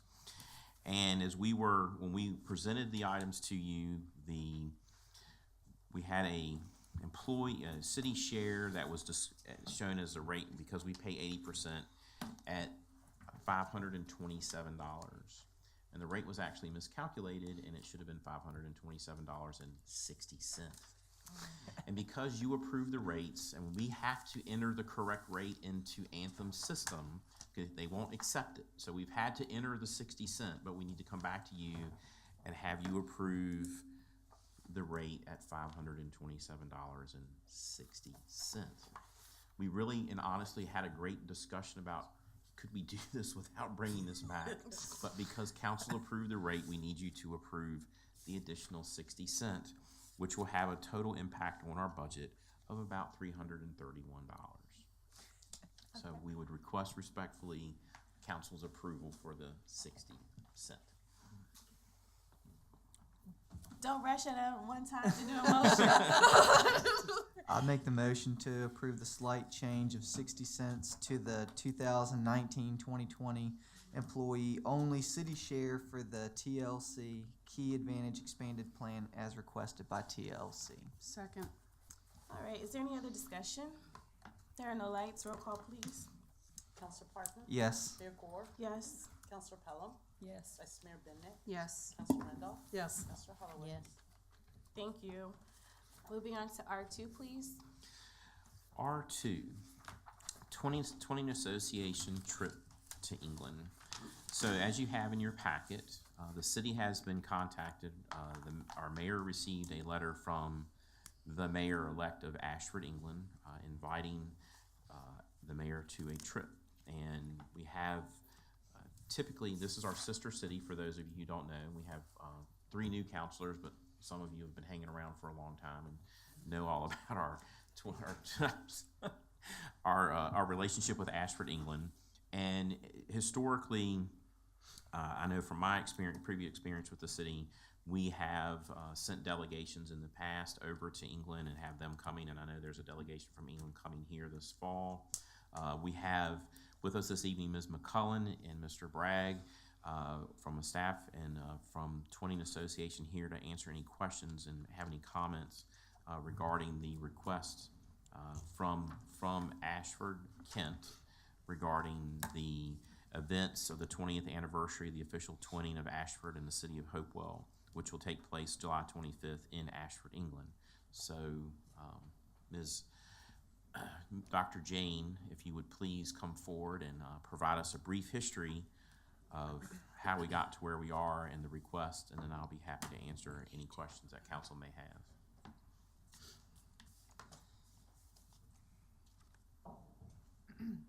My name is Jane McCullen. I live at 511 Mansion Drive, Ward 3.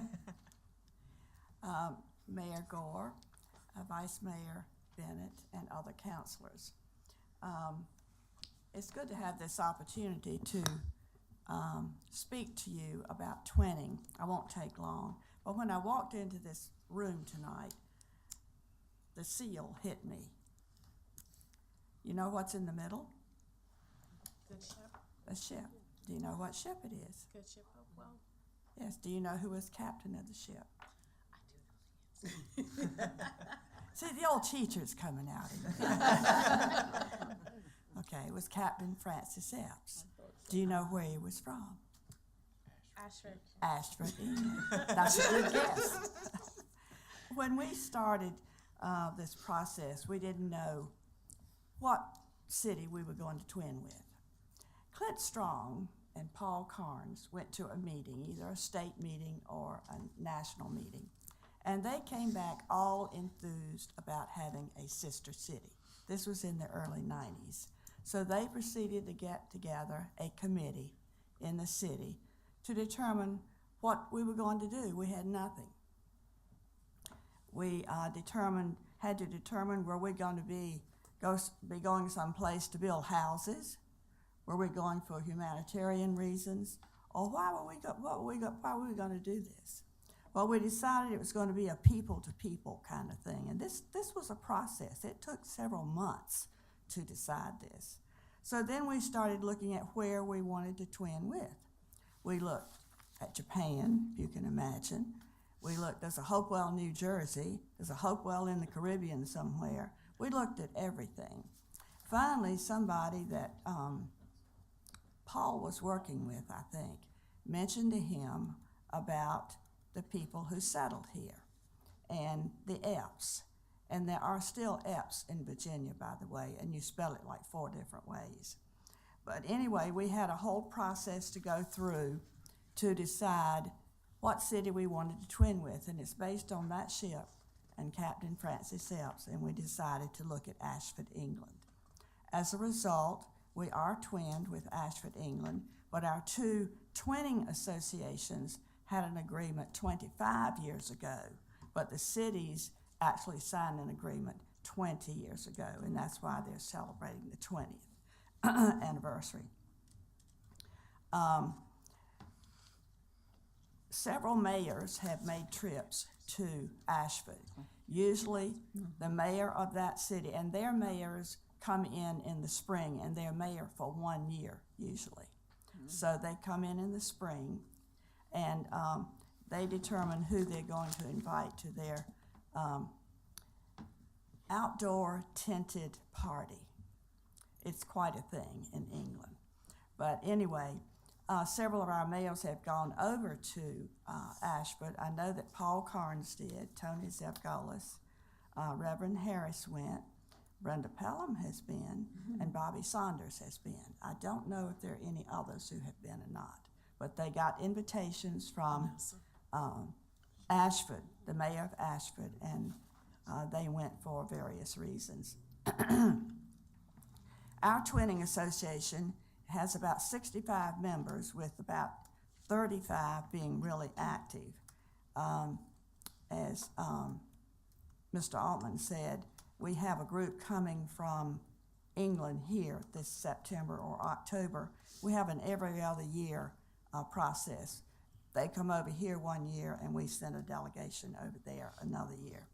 We meet the 3rd Monday at Lisa's restaurant. She opens at night for us.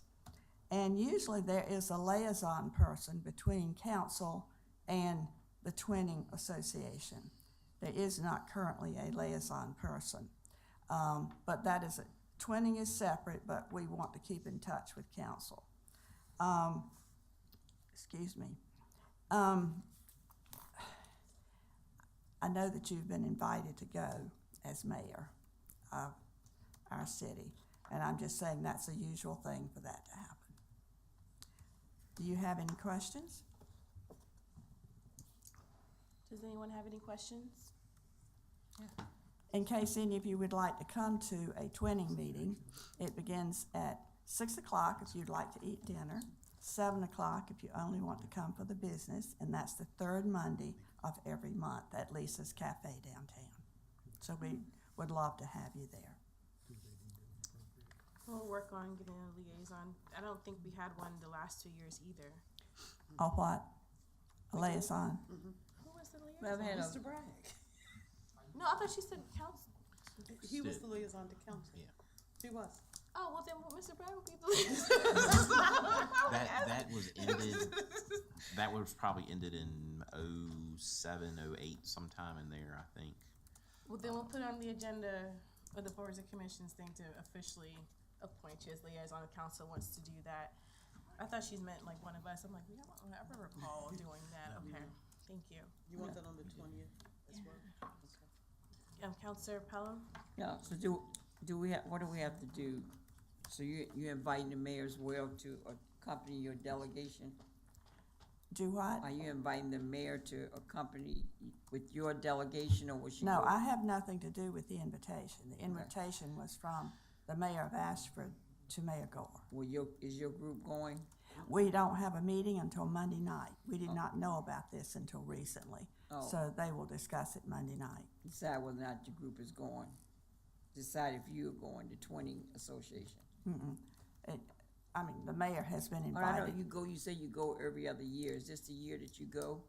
No, we have a delegation from England coming here In in the spring. September, October, and then we'll have a delegation going over next year. Oh, okay. And sometimes in between, we have sent groups of students over there. That's the Right. fun part. Right, We've March had is- music March is groups gonna from the talk high about school to go, Okay. other people. All right. Thank you. Okay, thank you. No action. So, some questions were asked, and we did some research, and Ms. McCullen is correct. I believe last year, we sent a delegation over there, and this fall, the delegation is coming back. This is something this invitation is, call it off-cycle, specifically to commemorate the 20th anniversary of the official twinning between Ashford of Kent and the city of Hopewell. The city typically, in the past, when we've had these invitations, has sent the mayor, paid for the mayor and the mayor's significant other's travel over. The spouse? Yes. So in the past, Mr. Carnes, when Mr. Carnes was invited as an official, was because it's an official invitation in an official capacity. The city has paid for that in the past. I did some research and asked some questions to verify that. And I did get a verification of that because it's part of our official. Now, when the individuals go over, and as Mrs. Pelham knows from going over, we essentially pay airfare because the individual is typically hosted by a family while they're there and entertained, if you will, taken to dinner and things of that nature. So this is something that I think is in keeping with the duties of the mayor and what we've traditionally done. And should the mayor, in my opinion, should the mayor decide that she would like to go to England, I think that's something that is in keeping with what we've done traditionally here in the city and is not out of the ordinary. So. I'll just add that when I first came on council, I'm not saying how I personally feel at all right now. I'm just saying in terms of just other people. So this is not my personal opinion about how I feel about this, but I'll just say the manager went, when Mr. Bujikowski was the mayor, the manager and another staffer went to England.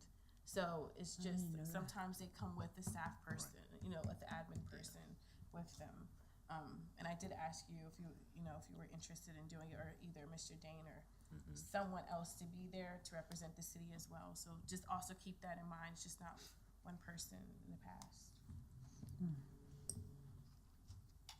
Vice Mayor Bennett.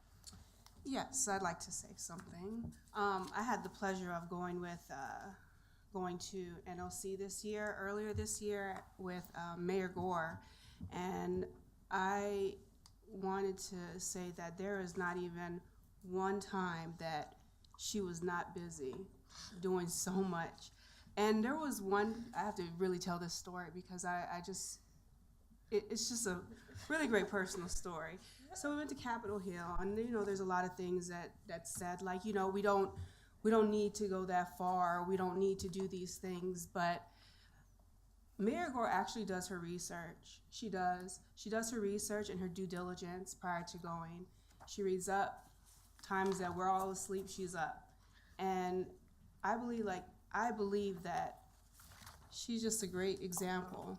When her eyes lit up in Capitol Hill, it was just amazing. But she was busy doing so many conferences, meetings. She would drag me to meetings and find me. I believe this trip will be great. You are a great representative. Thank you. You know the history of Hopewell, and I look forward to you going. Thank you.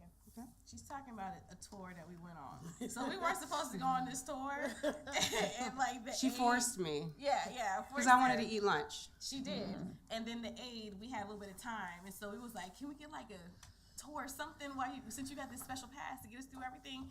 And so we had like a little pass to get us through all the tunnels fast and stuff. So he gave us like a special tour and ran to it. But that's not what I was talking about. But that's when I was, I was super excited. I was like, yes.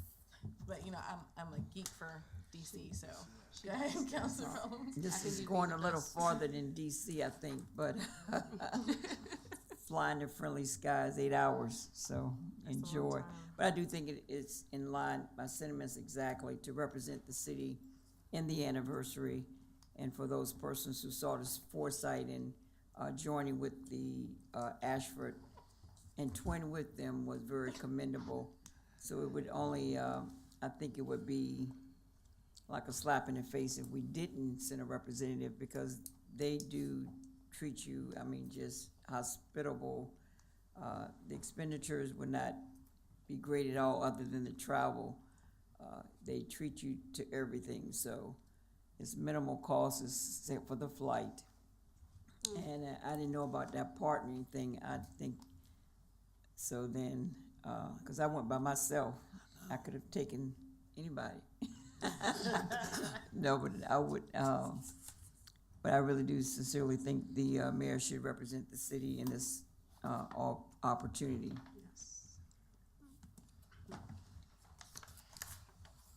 Okay, is there any other comments? With that, I'd like to make a motion that, in fact, that the mayor and potentially a staff member would attend the England celebration for the 20th anniversary of the official twinning of Ashford and Hopewell. Second. Any other discussion? Am I allowed to go on this? I don't know. Mr. Sage, am I allowed to? Yeah, he's got a question. Go ahead. Potentially, I don't know what's budgeted, but I think that should be clarified. That a staff member may go, but doesn't have to go. Maybe that's what that means, but I think the vote needs to be clear that it's authorized. You're authorizing it, not it's to be discussed later. Yeah, potentially, whatever that word means. We want to say we Okay, definitely. adding the words authorizing the mayor. And one other. And Yes, one not other. potentially, but we are. Well, okay, the mayor and her one other and a staff member. No. A staff member. Just not- a staff Just, member. and a staff member? No. Okay. Potentially. So we're only taking, so it's only 2 people. Right. You're not taking an extra, you're just taking a staff member. Right. And you're authorizing it, That's so the fine. staff member's not directed to go, right? Right. Right. You're not saying you have to go. No. Okay, then I And- think authorizing is. And then in the event that I can't go, another member of council. Okay, I add that too. But any significant other can go if they pay for themselves. wouldn't even include yeah. significant other. I just Anybody say, can go. I'm just saying, how do you know we, I'm just asking, so what you said, the mayor and at least one staff member, and if the mayor can't go, someone else in council to represent the city. Not at least one staff member, up to one staff member. Up to one staff member. Okay, and then if you can't go, then who goes? You need A to member clarify of- that too. A member of council. Okay, but 2 members of council might wanna go. so it goes vice mayor and then all others. You mean 2 members of council going- versus a council member and a staff member? No. Somebody from council's authorized to go. The mayor's the first Got that. choice. If the mayor can't go, then Then the normally the vice vice mayor would go. That's what she's saying. And the vice mayor can't go, then whoever on council asks first. Oh, I see what you're saying, down the road. Oh, good grief, no. I mean, I think that, do we have to designate everybody down the line? I mean, that's what March is saying. Not I mean, that seems kind of, I don't, I mean, between one of the 2 of y'all, somebody should be able to go, shouldn't they? yeah, I haven't asked my supervisor, but I'll ask. But I mean, and then if it comes into a thing, we can just readdress this again, but we can Yeah. just say that someone's gonna come. Yeah, There'll be I some don't think we need to go representation. down the line. Yeah, I agree. And then, since I'm specifically mentioning this, I'm not trying to throw another monkey wrench, I promise you I'm not. Do I need to vote on this? Yes, Okay, I have to? Yeah. yes. Okay, I'm just making sure. I don't want to, but I was okay, I was making sure, okay. Oh, do you personally have to vote on Yes. this? Yeah, Well, y'all make me. it's- I think that's, it's- even though it's in the, It's her position. I they're know it's in the asking about. duties, but people can look at this as a personal thing, that's why Well, I'm trying it to is, steer and that. the council, the charter's a little more conservative than Conflicts of Interest Act, so I would say no, because you do have a personal financial interest in that you're being covered anyway, it's already in the budget. Yeah. But I think it's enough of a personal interest where you, I don't want to. may not vote. I agree. Alright, is that motion clear as mud? Uh-huh. Alright, I think we're all good. I think we understand what we're saying. The mayor, in the absence of the mayor, if the mayor can't make it, vice mayor can't make it, then we'll go back to square one and figure out who can go. But at least no more than one staff member. Oh, thank you. Alright, and, those who made the motion and seconded it, are you still fine with that? I second that motion. Okay. Can we have a roll call, please? Council Pardon, Yes. Councilor Councilor Pelham, Yes.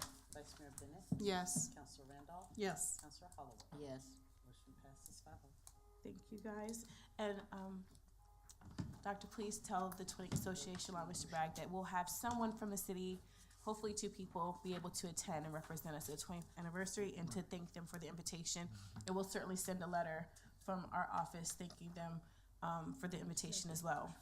Thank you for coming to present. I appreciate it.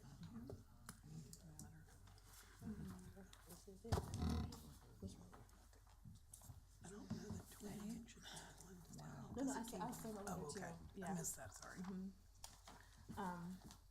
Moving on to the city attorney, council rules. Okay, a little history is probably in order. Excuse me, Mr. Harris, I'm sorry. Before we start, Madam Mayor, because, the English are very English, is this an incident where it is approved for me to use the council official letterhead to communicate with them as they have done when communicating with us? Thank you for asking. That's a really good question because I think that's a smart idea. And so council, per our policy, said council will have to approve Yes, that. that's why I'm asking. Thank you for asking. Yes. So is council okay with drafting the letter and we'll send it to you before obviously it's signed for approval? You guys are fine with that? Great. So we do need to have a roll call because that is Yes. what our policy says. Thank you. So, would someone like to make the motion and second it to approve the thank you letter to Ashford Kent using council letterhead? I make a motion to send a letter to first accept the invitation and then thanking them in the same. Second. No, she has to say on council She letter. has to say on council. That's the whole On point. city letterhead, common sense, council. council letterhead, Second. with common sense. No, that's why we gotta have the motions. Who seconded that? You, Vice Mayor Bennett. Council, You go ahead. Council partner, Yes. Mayor Gore? Yes. No, I'm not voting on this, it's all. No, this is precedent. paper, this Okay, is paper, letterhead. okay, yes, You okay, can sorry, vote on yes. paper. Yes. Council Pelham, Yes. Vice Mayor Bennett? Yes. Council Randolph? Yes. Council Holloway? Yes. Thank you, and thank you, Mr. Kittles. Thank you. Thank you guys for, thank you, Madam Clerk, for thinking of that. Mr. Kalos, you're in the city attorney section. for Right, rules. okay, so the only rule tonight is Rule 203. And remember, you have existing rules, and they are in effect until you adopt all the rules that you've already approved and that you might approve in the future. So the existing rule is debate, limitation, and all it says is no member shall be allowed to speak more than once upon any one subject until every other member choosing to speak thereon shall have spoken. Now, what that could mean is that you can speak more than twice, and it's always been, in my experience, until recently that way, where there were unlimited opportunities to speak, and there was unlimited time to speak, and there were situations where people were speaking many times for maybe an hour, up to an hour, close to an hour. So somebody started objecting to that, and what this council did was ask me what could be done about that, short of changing the rules, and I made a ruling that Robert's Rules would apply. Robert's Rules has a 10-minute two-time limitation. So that seemed to work pretty well. So when this rule came up for modification and approval, that's what I approved, that's what I recommended. Basically the Robert's Rules approach, and at the time everybody agreed with it, and Rule 203 was approved, but again not adopted back in January, that now no member speaks for longer than 10 minutes on any item or more than twice on any item. And I actually cite Robert's Rules, so we know where it came from. And not until every other counselor has had an opportunity to speak. Now, in recent meetings, that's been questioned a bit, and my answer has had to be, well, that's just approved, it's not adopted, it's not a rule, it can't even be waived because it's not a rule, so you default back to the old rule. And last meeting, we had a pretty lengthy discussion, and I took notes, and what I came up with is what you see on this page after my email, and it's a pretty substantial red line with pretty substantial additions. But it's important to know exactly what my interpretation of what you said was, because from some of the comments tonight, I'm not sure we're on the same page. So make sure we're on the same page. So I'm going to point out a couple of things that are here that might not be clear. First of all, and tonight's a really good example because we've had real life examples, and they're always the best way to deal with rules. But we had some presentations tonight. And the general rule would be, if you approve and then adopt this, that if there's a presentation being made, you don't ask questions, you listen, and then when it's over, you ask questions. But I was also told last time, wait a minute, we can't have that apply to public hearings, we can't have that apply to work sessions. Now, we've had both tonight, and questions, people refrain from asking questions after one comment, but people refrain from asking questions. Now, I have it in here as I was directed last time, where public hearings and work sessions are different, and you can ask questions during the presentation. So but again, it's not approved, so if people liked that, the way it played out tonight, where you listen and then you ask questions when it's over, you can do that. Now, while I'm on that subject, I also did two things. I did say I didn't want it to apply blanketly to public hearings, because once a public hearing is closed, sometimes there's an action item. And again, tonight was a really good example. It looked like we had an action item, but we didn't after the budget public hearing. And if it became an action item, the rule would apply. The time rule and the number of times you can speak rule, that would have applied. Same with the work session. Occasionally at a work session, council can do whatever it wants. Let's say you're having a work session and somebody wants to make a motion to go ahead and move this thing up and vote on it. If it's a special meeting and you're all here, you can all do that. But if that happens just because it's a work session, this rule would no longer apply. And it would then apply to the time and number of times and the time limitations and how you can speak. So think hard about those two things, whether you still want them as I've now written them, which is based on what you told me last meeting, but maybe you've changed at this meeting. In any event, the general rule is once the presentation concludes, then you can ask questions. However, if it's an action item, a motion needs to be made first.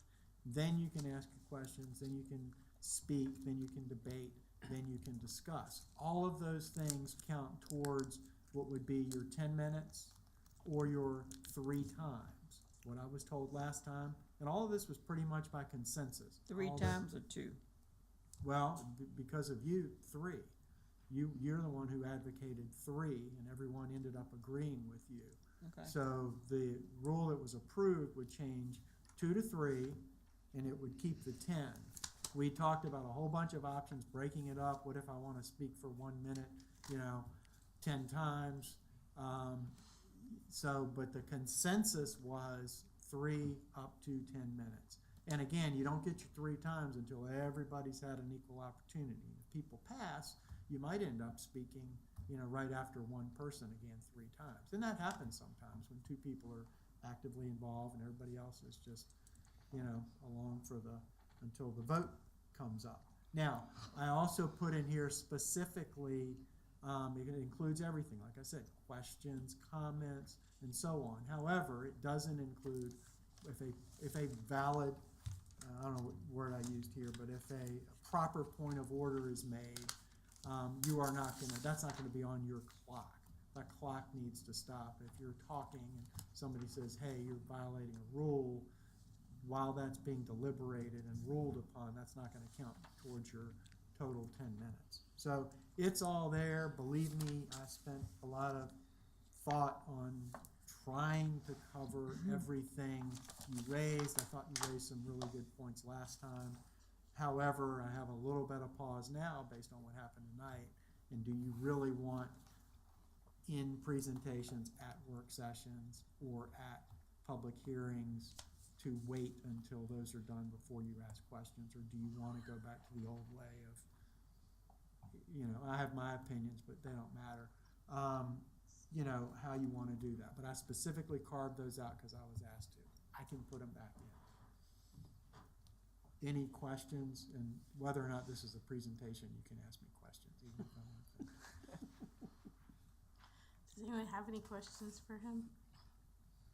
And you might want to read the whole thing without the the black line, the third thing on that page. And if that makes sense, then that might be the easiest way to do it. Mr. Kalis, I actually have a question for record-keeping purposes. You said they can speak up to 3 times after everyone has spoken, but what generally happens is one counselor will have the floor and will say, I have a question, and then, okay, now because of what the answer was, I have another question, okay, now I have a comment.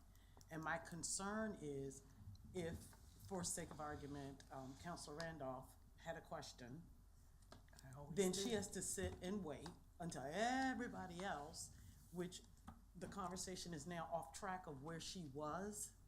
My concern is that could cause more confusion. Am I making sense? That's not the intent, but Right. if we can clean that up so it doesn't happen, my thought is maybe we need to use the word floor. Okay. If she's got the floor, she's speaking. Right. And whether Okay. her speaking is debating, asking questions, commenting, whatever, she's got her turn. So Her that, turn however, is whatever happening. she's doing, as long as she's talking, whether she's asking a question or what, this is her turn for the time period. As long as she's under the 10 minutes, and then it goes to the next person, and she still will get 2 additional turns as long as she's under 10 minutes. That's exactly right, Okay. and if that's the intent, what you just said, if we don't think this says that, then we need to tweak this, but that's the intent. It's not to, oh, I have a question, well, wait a minute, now it's my turn, cause no, it's all that stuff, and we Right. talked about this. This Yes. was the directive of council, where, we want your debate, your discussion, your questions, all to be timed and part of a turn. And I think it can work, but that's a good point if it doesn't say that, and I think it does. That's what I meant.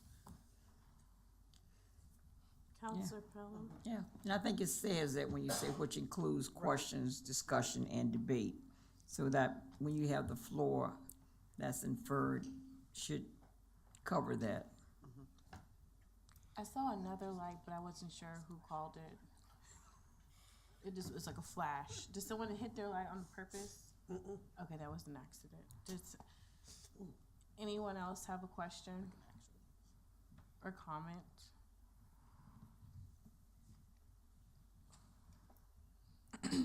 Okay, well, I guess city attorney kind of alluded to this.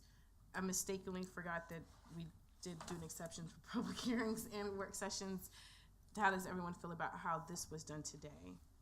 Waiting, or do you want to do it with the exception? Does anyone have anything to add to that question? I mean, I didn't have a problem with what we did tonight.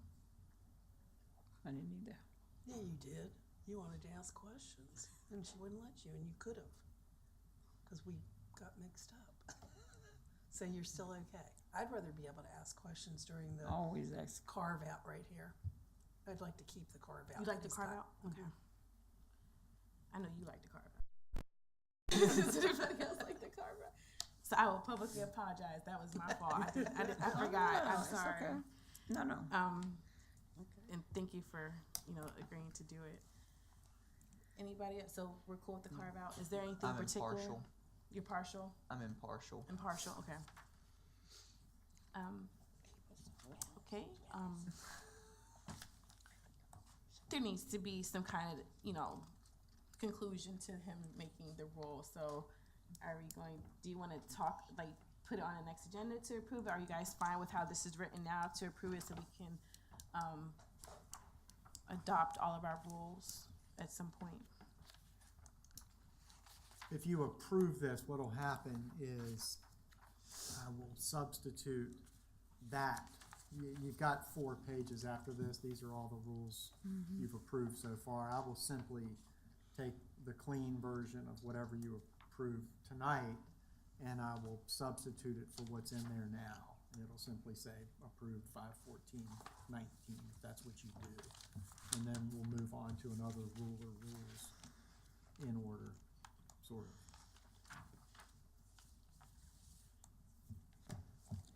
Oh.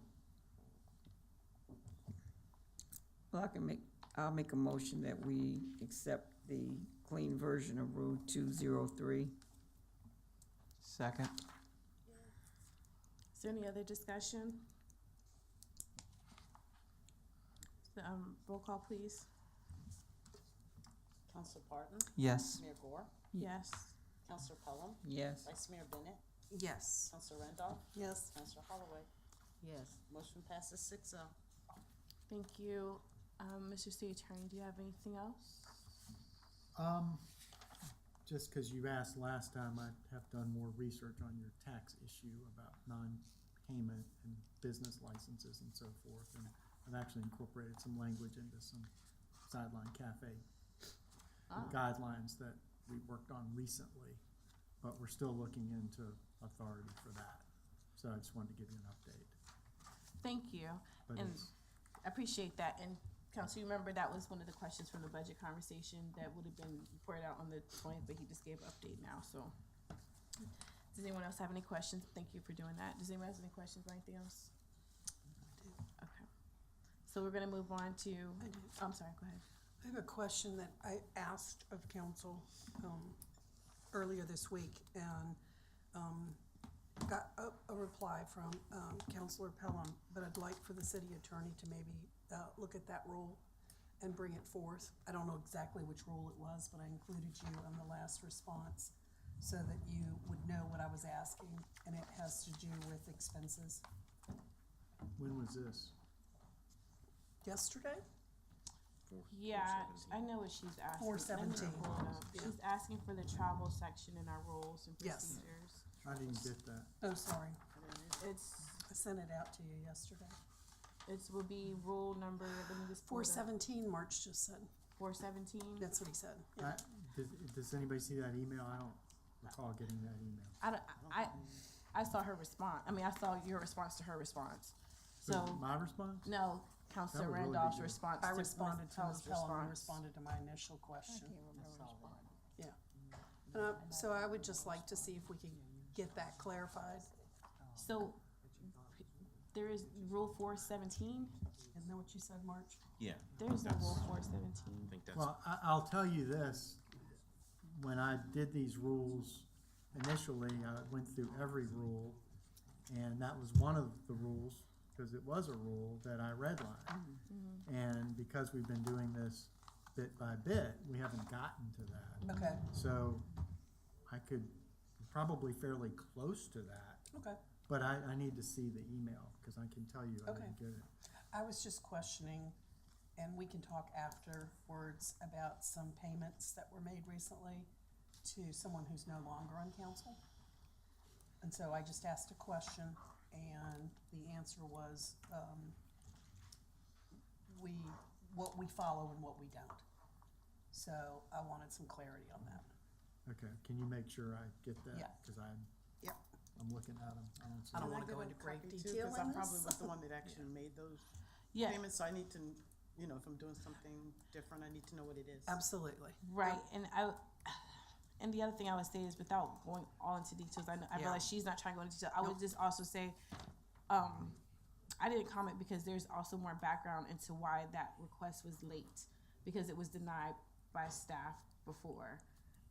With the mileage, some of this, there was debate between if council gets mileage and all those other things before yesterday. No, I'm not shaking my head for that, I'm like, I have no idea what you're talking about, so.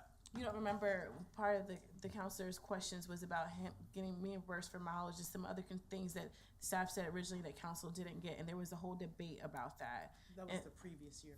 Right, but I'm You're saying, absolutely correct. Right. But the most recent one was not, part of a debate at all. Oh, I thought that was a part of that No, debate. it wasn't.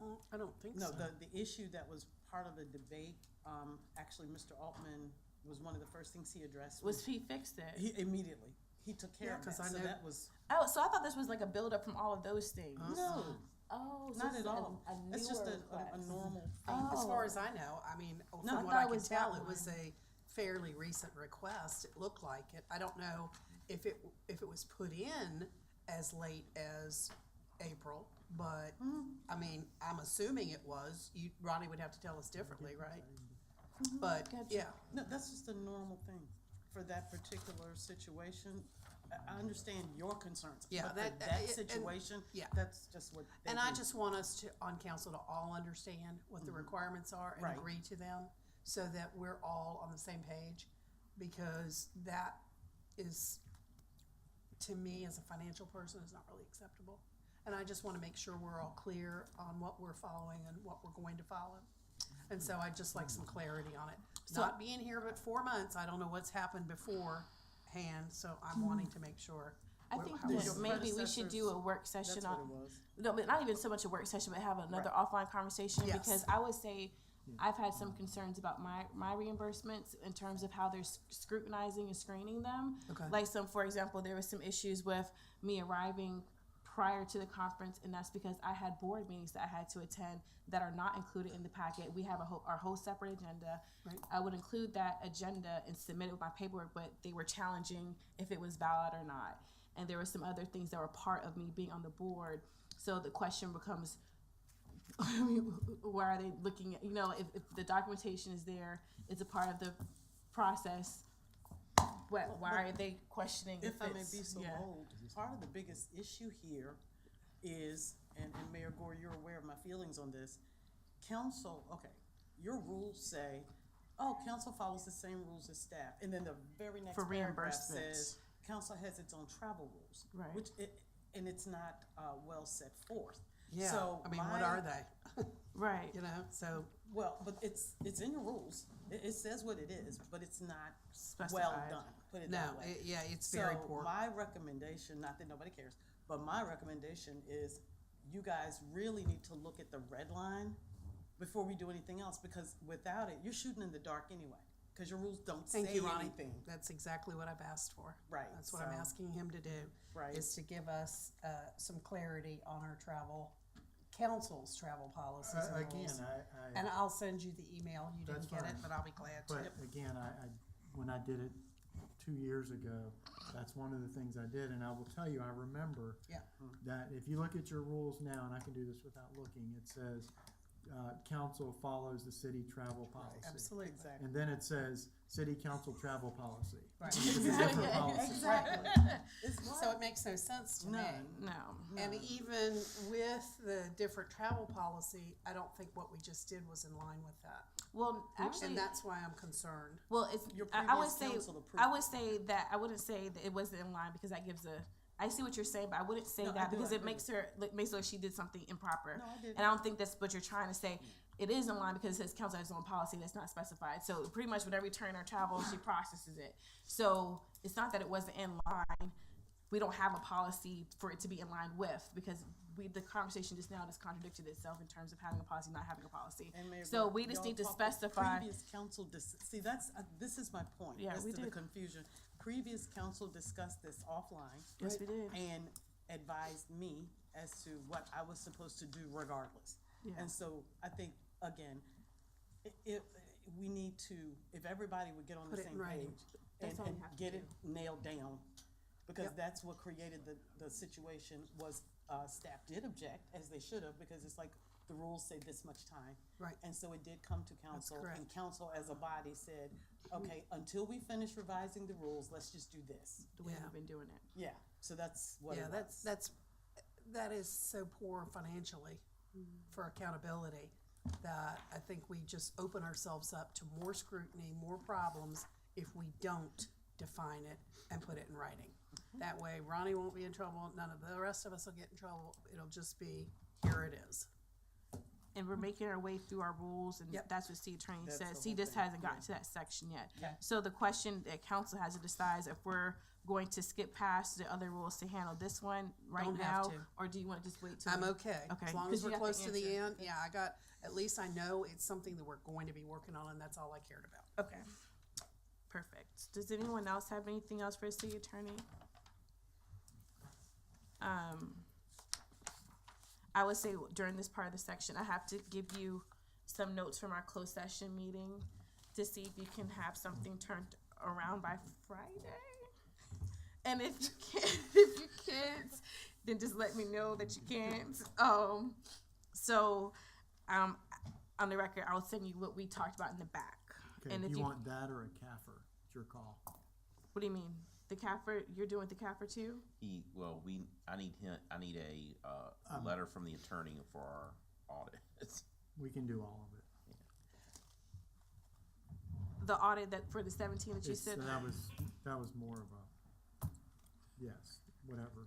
We can do it all. It's a Superman. Okay. Okay. All right, What so we're giving you is a template that you already have. hopefully it'd be easy because I followed your old thing. So, okay. So that's that. Is there anything else for the city attorney? No. Okie dokie. We're moving on. City clerk section.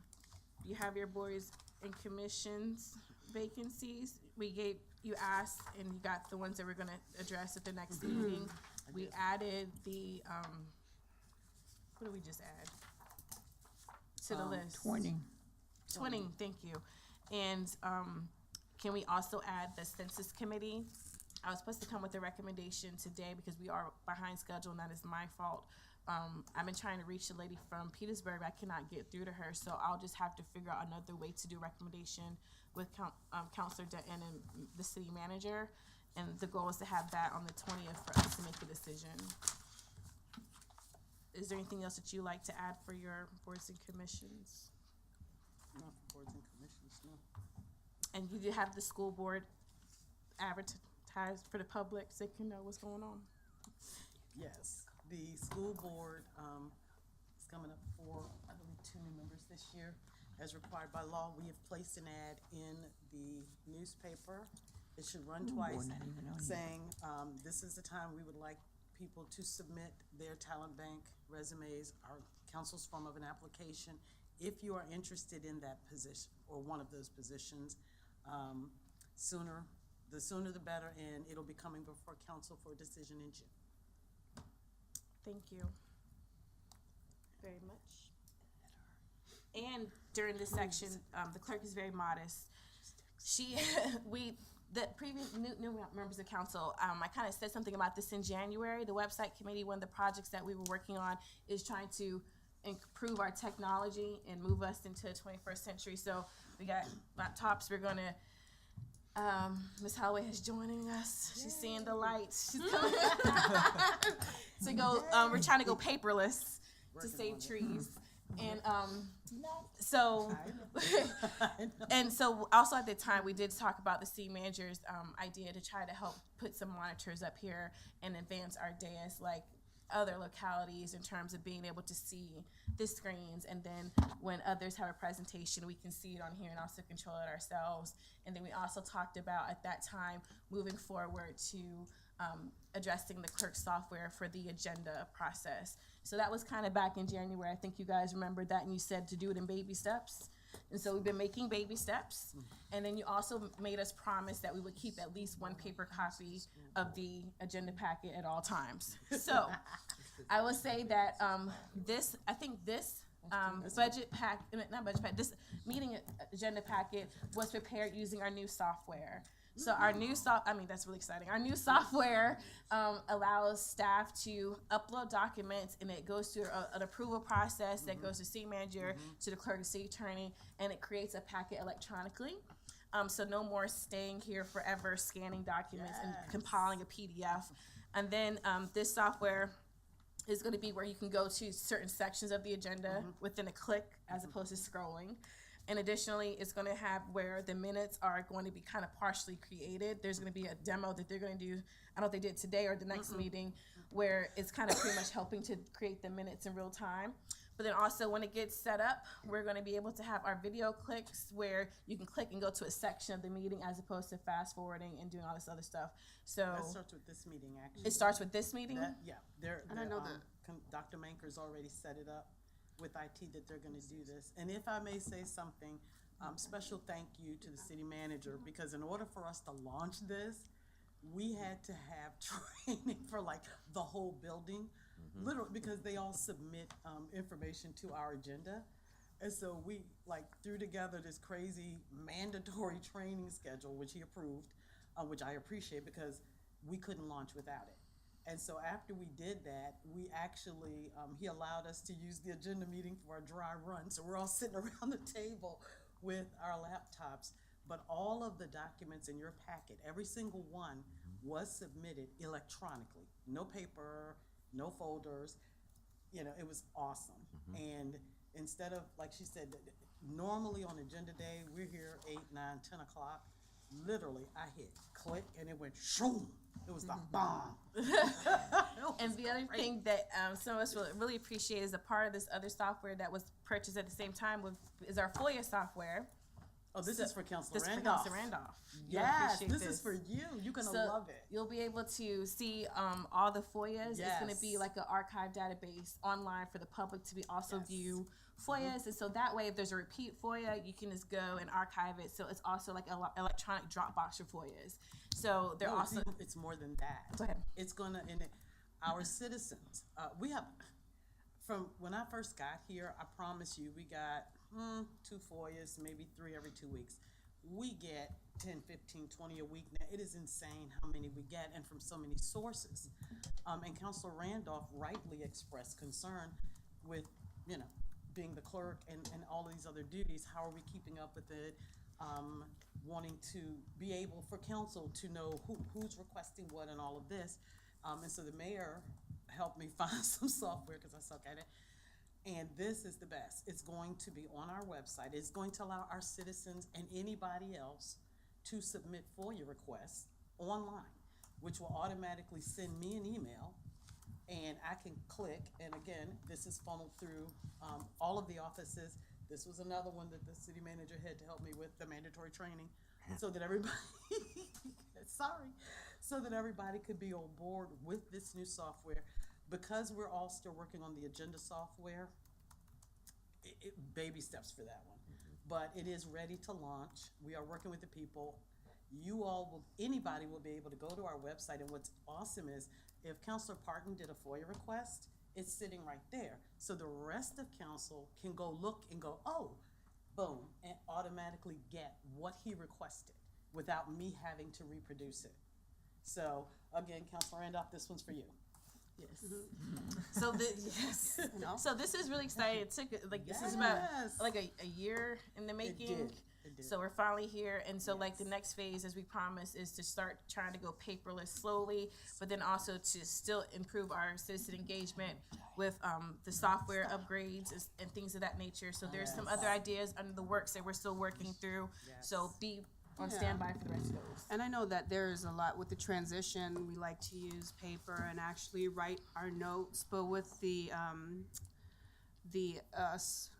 technological electronic devices we have now, you can actually write a note on top of your file. So that'll be so much better as a transition. That way it's like, I really like writing. However, I did purchase a pen off of Amazon, and I do actually write on my Surface Pro. I take notes that way. If there's anything beyond the agenda, I can just mark it, highlight it, write on it, keep it. So, I mean, technology is progressing. So that's one positive in that transition for these paper book users. But I still like that. I still like the calendar. Still like the calendar. And I'll just do one last plug. We're coming at the end of this process, and we're working on these upgrades to close out some things. And so council does have marketing money available for each of us. I have something to do with my ward, but the rest of the remainder I'm going to donate to the rest of this IT project that they're moving forward with these upgrades.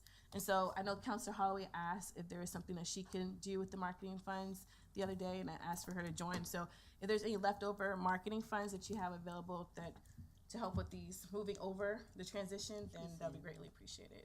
Why are you shaking your head no for? Cause what? We don't need your money, boo. No, I'm just, no, actually, it's so much going on.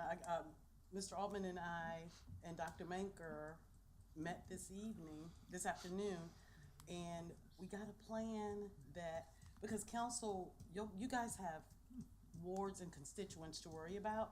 So Mr. Altman is working with us to be able to get all the projects, the techno upgrades done.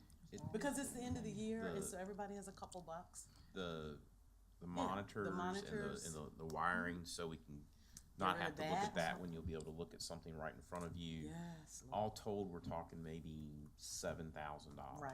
So we should be able to find that within our current budget, and council doesn't have to use its budget to make those upgrades. Well, I'm on the record saying if you need any extra, I got my marketing money. And then, and since we have this new budget software and trying to be paperless, as you know, in the back by the podium, when people come in, they pick up the little packet, but it doesn't have the backup information. So I'm going to use some of my marketing funds to get a device out front that they can scroll through and click the whole entire packet, as opposed to just getting the front 2 pages and something else. Isn't that included? No, that's not included, is it? Yeah. It is? That's included? Well, we've got I don't think so. we'll have to look. So we'll have to find That's not gonna work. But we need to get, in order to do that, we've got to find a touchscreen device Right. that we could do that with. So we're looking at all those things. Okay, well. But duly noted, if we need your money, I know where to go raise. You hear me, right? I'm just trying to make sure we get rid of this paper in the back. Got it. And Thank you. Councilor Pelham and Councilor Parton, per my promise, no matter what, you will both always have paper. Oh, Parton, you want paper too? Yeah. Paper all the way. You said paper all the way? Yeah. We want one over. We got one. They're doing a high five over here. Really? Over paper. They are. Partners. Okay. Well, we gained one, we lost two. So we're moving on to reports of council. Anyone have anything to report out for their committees, assignments? No one had a committee meeting recently? Okay. So I gave you my update. Individual counselor requests, IR1, It's included in the packet. which is the ClearGov report out. I asked this at the last time is just to be able to work with Mr. Altman to provide the recommendations on what to kind of do with the budget finance information. You guys got the 2 demos, and I think that there was an idea about what to do in terms of timing or what software to use, and the city manager has a assessment that he has, and just to get an understanding about what he's recommending for council to consider. So, we reviewed 3 software packages regarding the financial transparency item, looking to be able to create a dashboard, if you will, for budget items, some of which was presented. We reviewed ClearGov, OpenGov, and Open Finance. I think overall we were very impressed with OpenGov, but it's a very robust and very expensive package. We looked at, of the 3 that we looked at, we landed with Open Finance, which is a Tyler product, which will seamlessly integrate with our Munis system, because Munis is by Tyler, so we don't have more than one vendor. Our concern has always been, and I can tell you in the past, having been here, whenever we had issues with a software system, the 2 vendors pointed at each other and said, "It's your problem, that's their fault." No, it's their fault. And this way we have one vendor who solves our problem. So it's an annual cost of $18,000, which is a little bit of a disadvantage, but to set it up as a $4,800. And from what we're looking at, and I know from my perspective, I most definitively need Mr. Terry involved in the upfront piece of getting the software set up. So it's capturing what we need it to capture, and it's working the way we want it. So my only ask is if we're, as we move forward with this, we look at it for the upcoming fiscal year, allow us to get through these CAFRs, to get them behind us, so then I can get some allocated, dedicated time from the finance director to really work on this with us to move forward. I think we're certainly very interested in having a dashboard out there for citizens to be able to look at. My only caution with some of the presentation was some of the things that we saw at the last meeting that were kind of, wow, that's really, hey, we could do this, we could do that. We talked about dog licenses and this and that.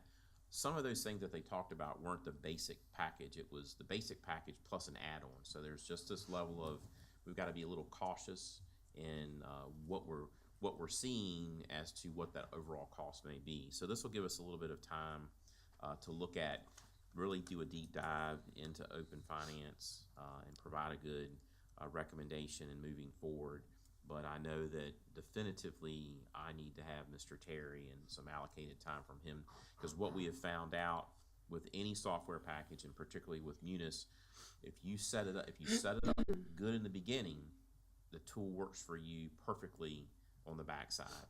If you don't set it up right and up front, you're not going to get the results you're looking for in the end. So that's why my recommendation would be, as we move forward, to get the CAFRs behind us and then look to begin implementation with his dedicated time. Which service, the one that's with Open We're Finance? recommending Open Finance, the Munis the Tyler product. The OpenGov is what it's very, very robust, but that's an annual cost of over $42,000 a year. ClearGov is a lesser cost program. However, it does not work seamlessly with Munis. We would actually have to download the information from Munis and then take it and upload it into ClearGov. With Open Finance, the two systems, because it is the same software provider, they talk to each other, and it's a touch of a button as opposed to downloading and uploading to another system, so. Question, when you're speaking with, the finance director, would there be any need upfront as well to coordinate with the Commissioner of Revenue and Treasurer to make sure their parts are, especially with the DMV, I don't know, does that interface or whatever, but whatever their needs are to make sure. As we move forward with Any- implementation, we'll involve all those that definitely need to be involved, yes, ma'am. Yeah, thank you. I don't see any other lights on right now, so your recommendations move forward with open finance because of what you just described. So is there funding in next year's budget set aside to be able to do this once the audits are caught up around October, November? We haven't specifically set funding aside, but I know that we have contingency dollars in the next year's budget that we'll be able to use towards this. So you think you have enough to cover it? Yes. Okay.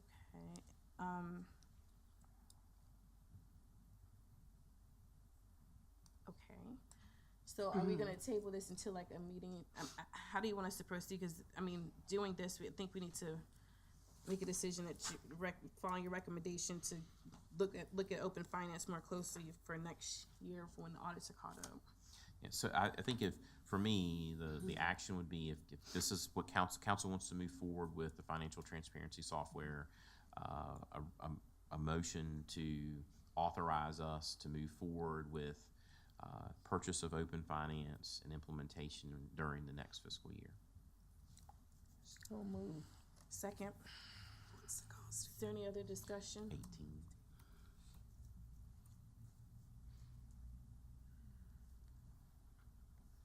Okay, is there a roll call, please?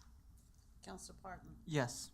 Mayor Gore, Yes. Counselor Pelham, Yes. Vice Mayor Bennett, Yes. Counselor Randolph, Yes. Counselor Holloway. Thank you for looking into that, and council, thanks for supporting this to get the open finance tool. Not this budget.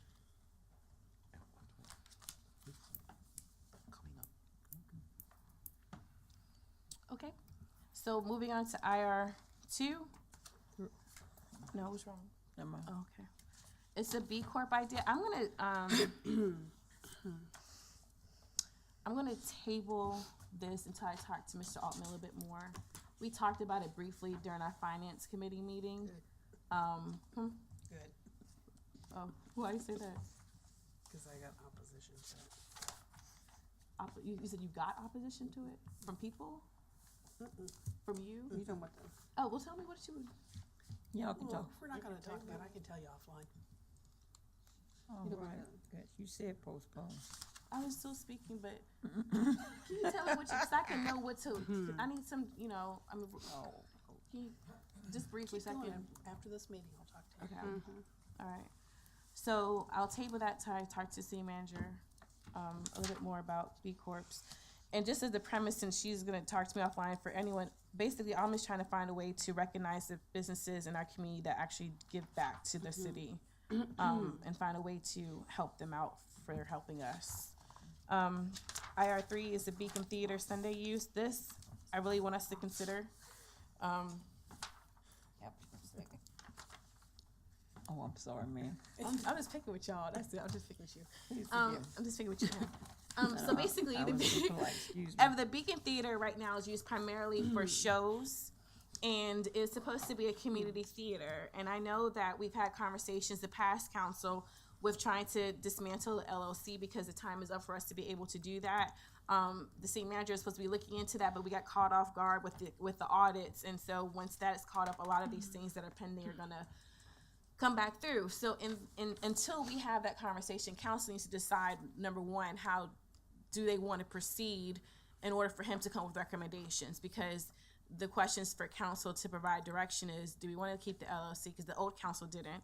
And then if we don't want to do an LLC, what do we want to look at for him to be able to provide us with options? So like, do we want to do a regional theater? Do we want to do performing arts? Do we want to do those things so that way he can know what to come back around?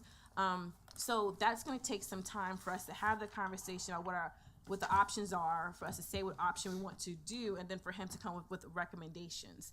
So, in absence of that, it came to my attention that the Beacon Theater has $100,000 in this year's budget for community events. One budget request that I had asked was, what have they done with the $100,000 to year to date, and how much is remaining? So we'll have that answer hopefully on the 20th with the other budget questions. And so my question would be to council, since the theater really isn't being used as a community theater. On Sundays, they have the church, the Beacon Church, that comes in there. So there's someone, a guard, someone's going to be there to manage it because he's in there because of the church, and he's there after the church. So if we could consider opening up the Beacon on Sundays after the church for community events. And so if we have leftover money, to probably have like an ask to see who would like to do something for the community on Sundays until we come up with a decision, because right now we could be doing more things for kids to go into theater, or even families, in terms of using the stage to do performing arts or dance. I saw on Facebook there is a woman getting donations to try to offer dance lessons in the Beacon Theater. We don't have dance lessons there, and we've been talking about how to make it more of like a performing arts space. So if we have a resident that wants to donate her time to teach dance, if there's a way we can keep the doors open using some of this $100,000 to be able to provide an opportunity for children, I think we should consider it. And so my ask was to, depending on what comes back with that report, even though we're at the end of the budget cycle, to consider maybe doing like a little ad hoc to see what we can do with Sundays at the Beacon to open it up for the community to do performing arts type things. And I know Councilor Randolph had her light on. Yes, ma'am. You gave me a few examples, but I guess my biggest concern on this is it is kind of vague as to what we would allow and not allow. And you did say that there is a gentleman, I assume, that is employed by the Beacon that is there on Sunday mornings for the church service, and he stays. Do we know currently how long he stays, and would the operating entity of the Beacon allow him to stay with no further charge from us, or would we have to pay? And then, you know, kind of what are we looking for? I'm not against this, but I'm not for it either, just because I just don't know enough, don't have enough feel for what we're looking to do. I know you said community events, but that could be a huge variety of things. So I'm just looking for more detail on this. Okay, so I'll answer that question, and I'll call on Councilor Pelham. And when I say this, I'm not being sarcastic. I kind of left it vague because usually when I come with like a lot of details, people are like, I left them out. So I'm trying to make sure I keep it open. And so what my request was to see whoever's interested in exploring this with me, to have a committee so we can answer the questions that you just asked. Okay. In terms of, is there any extra costs? What would that look like? And also remember that we're 99% owners of the Beacon, even with the LLC, and the manager is in charge of the manager of the managing group or LLC for the Beacon. So kind of if it's a city directive to make this happen or look at those things, that's the option that we have. So that's one part. In terms of what we're looking for, I would advocate anything that's community oriented for families and children. Obviously, more emphasis on performing arts because it's a stage, but that will be part of what the committee will look at, and what would we ask for, what would be the criteria, and how would we delegate that. So I can be more specific and think it over the weekend, but I kind of left it open so that we can, whoever's interested in looking at this would do it with me. So the committee would just be for the remainder of this year? Because I think one of the big tasks that this council has is looking at how we're going to manage this going forward. Correct. As well. Right. We know that we've been approached by a group that wants to do community plays and things. I'm sure there's other people that want to be involved, but we also have to be cognizant of how we're paying for stuff. So that's a hard thing I would think, for anybody to be able to balance right now. The plays versus, you know, the shows that they're already having that bring money in more so than the plays would. So I'm not against, as long as we're not taking any action tonight, and except for maybe putting a committee together, then I have no problem with this. That's what I was gonna recommend. Let's just make an ad hoc committee. Counselor Pelham, ooh, Counselor Pelham, please. No, go ahead, finish with your thought. Oh, that was all my thought was, is that I think we just get together and, just set up a ad hoc committee for this. Okay. And then let the committee iron out the details and bring something back to us. Yeah, I guess because I've been here so long, we have a committee for the Beacon. It's So, dismantled because the construction's over. is it? Mm-hmm. We took it away. I thought that's why you were here, Mr. Elides. Oh, well, Nefarious at best. But, I mean, we dismantled, it just automatically went away? No, we took it away because it was the end of the building was I? construction. Council did. We said, where were you? Probably right here. Oh, excuse me. Well, we need to bring it back then. Help me out, Mr. City So- Manager. so Yeah, we- it couldn't happen that way. We're not helping you, we're not bailing you out. Yes, you are. we do have a committee, not a council committee, but the Beacon Theater manager Right, the has a LLC. committee. That's the one committee I'm talking about. I'm part, Mr. Elias. LLC? No, we had a Beacon Theater, Right. like, construction committee. Right, there was That's a what she's construction I know I'm not, I'm talking about But- that LLC. So committee he's talking about. some of those I was- members on that committee rolled into, okay, that group. It's a board of It's directors. a Okay, thank you. So the That's board what of I'm talking directors, about, that group. we have a group of people that hang out and talk about the Beacon, and it Yes, happens to be sir. called a board of directors. And I know I wasn't So crazy. it is a board of directors. Mr. I Elides, know we don't control them, but I would like to hear what they say. Mr. Edmonds, Yes. Judge Campbell, Scott Firestein, Russ Bill. Figuera, Deidre myself. Bailey. Wasn't Bridget Cassidy on that? He's not anymore. Not anymore? Bailey.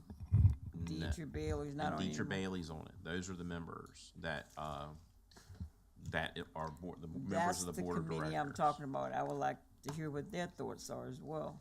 Okay, And we're not committee directors or what? yeah. Board of directors, but Yes. we've asked them to come to us numerous times and Well, have then had maybe we no can- response.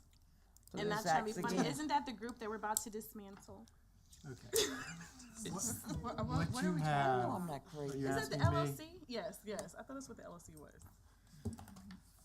There's a corporation. Right. It's called the Beacon Theater Manager, Inc.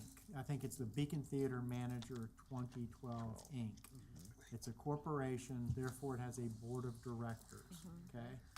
And that is the member of the LLC that owns the entity. And the city has a 98% interest in that. It's not a committee, it's not a city Well, board or no, no, commission. I understand that. It's a, right. But I still think we, as a courtesy, could speak to them to see what their thoughts are. I don't know, March, do y'all talk about when you meet? Yeah. That's what I'm saying. I mean, you just don't dismiss their thought, what they've done in their meetings and whatever you all do when you meet.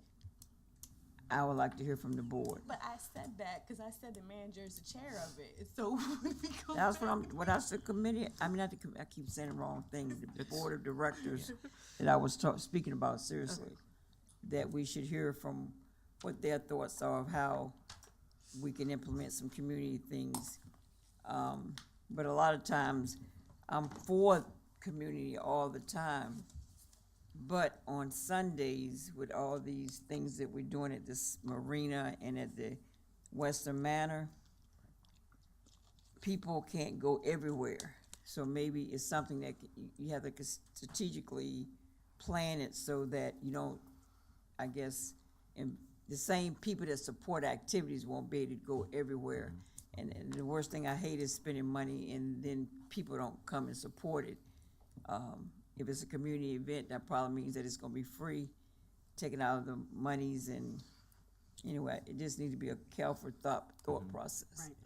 There's a lot of So- stuff going on. So just to clarify on the money side, so in the FY19 budget and rolling forward, we put 200,000, because as council knows, yes, Now it's broken down into two different things. But as council knows, in the past, the city was subsidizing the Beacon at a higher rate than that, 300 or more in the very beginning because you had to get it started. And as the shows have become more successful, we've been able to reduce the subsidy towards the Beacon as a result of the shows. So in the current year's budget, there's $200,000. What we did last year was we said there's $100,000 to continue the subsidy of the operation for the show, and there would be $100,000 set aside for community play or whatever it may be to offset, because the theater then has to close those dates, so they can't have shows during. So a good example is we had the Christmas play, which we used some of that $100,000 to support. They had to say we're not going to have any shows during this period, so they couldn't book any shows. That was quote unquote potential loss. So we're use that $100,000 to help support the play, but also offset cost of the theater, which I think all told were around $35,000, $40,000. So there's still dollars sitting there that could be used towards the end of the year, but it's something that the board of directors has had conversations about when we meet, because there is this balance of if we go full on community theater, public art, and we don't have shows, now we're back in the business of completely subsidizing the operation fully. So there's a balance, and what we've tried to talk about is how do you strike that balance. But we've had some success here with shows, and we're doing very well, and we'd love to see that part of it become a break-even piece. But understanding as we get more into the community side, we'll take dates away, which means we're probably tipping away from being break-even. So we just have to understand collectively as a community, as an elected body, that we're going to subsidize the Beacon, period. In some fashion. It's just a matter of determining what level we're comfortable with in doing that. So I won't speak completely on behalf of the board of directors, but I think we'd be more than happy to have that conversation and have a conversation with council at a future date about trying to incorporate some more community-related activities and what that impact could be, what it could look like. In a particular time. Okay, thank you. Thank you for the recommendation to make a committee. Obviously, I would like to serve on it. Is there anybody else who would like to serve on it? I would. Councilor Randolph? With Anybody? with the objective of meeting with the directors? Well, y'all gonna do that? Okay. Okay. Yes.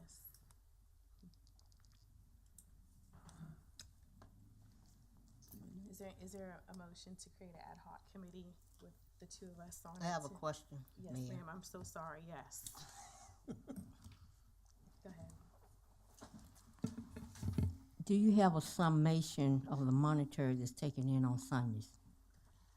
I don't have at my fingertips how much money is brought in on Sundays at the current time.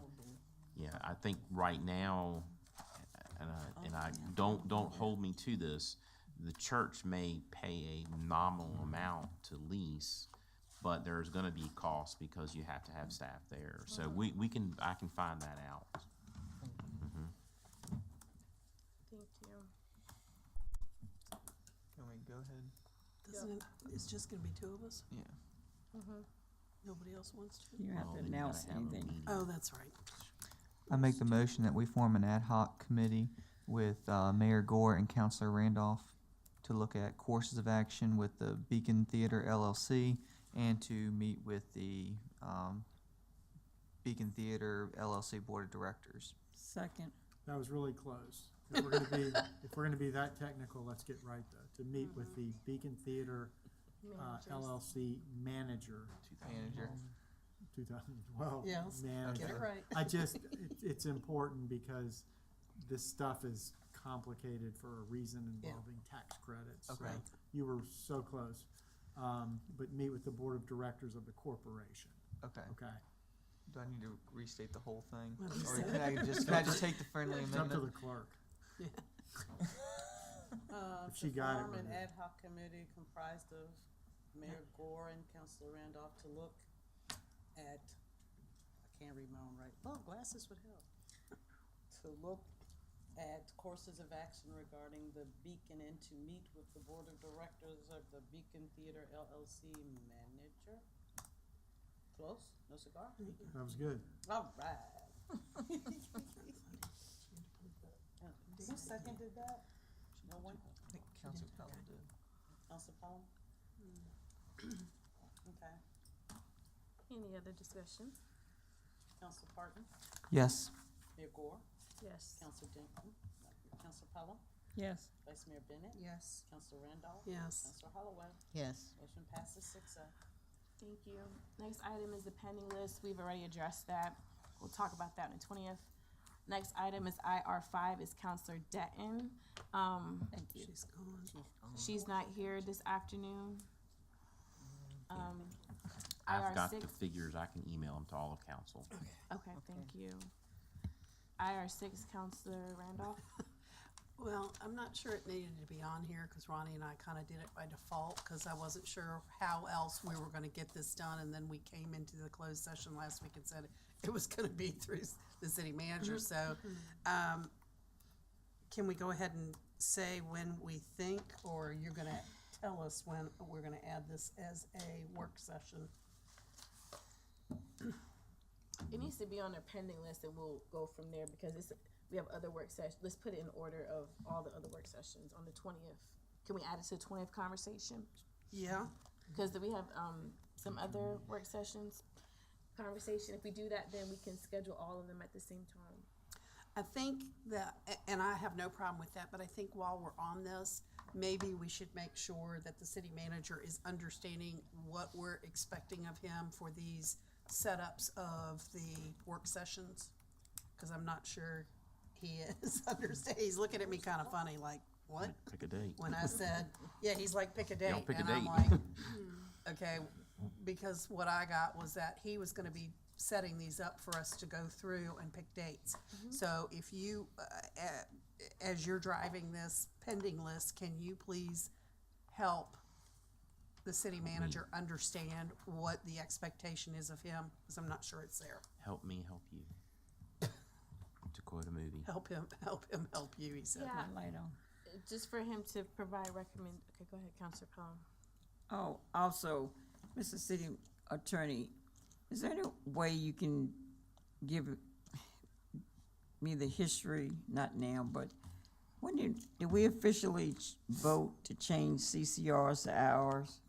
Well, I can answer that now. Okay. You've got in the current rules, and remember the current rules are I can't remember. the rules that presently exist. You've got the form of an agenda right in the rules.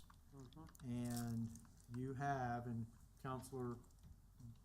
then Counselor Gore pointed this out, they are written in a way where there's certain categories. And clerk and I have worked on this and tried to keep true to what the rules are. And right now, you have, at the very end, there are, as its own thing of equal dignity with regular business, which is what we've been on for the last hour or so. Regular business is city manager reports, those are our items, my city attorney report, the clerk's report, and then under that, under regular business, are reports of council. And there are reports of committees. That's where this new Beacon ad hoc committee would have reported out if it had anything to say. And then under that are individual requests. And that was the genesis of IRs. And that's where you are now. And if you look at your agenda, they are under the heading regular business. And then below that, of equal dignity to regular business, are citizen/councilor requests. And then there also, this is a little odd because we haven't followed it, we've moved it up, but it's presentations from boards and commissions. We really haven't moved it up, there just aren't any. Right. If they had one, if the ARB wanted to report out, they would do it there. Should it be printed where? What? Where is this? This is all, if you look at Rule 303. Oh, no, I'm no, saying, where's the We're not seeing it. presentation is not printed on here? It's not printed on there, and I think the reason it's not is because there 'Cause we aren't don't- any. Well, because the last two times there was one by request of staff, council moved it up. Yeah. So that, because otherwise staff has to sit here. Or should it be there in case there is one? It can be. Would you I like mean, me to if- add it? I mean, if it's supposed to be there, it should be there. If you don't use it, then you don't use it. All right. Yeah, I would you think can it's appropriate. Pencil that in, and then under that is, we've called it other council communications.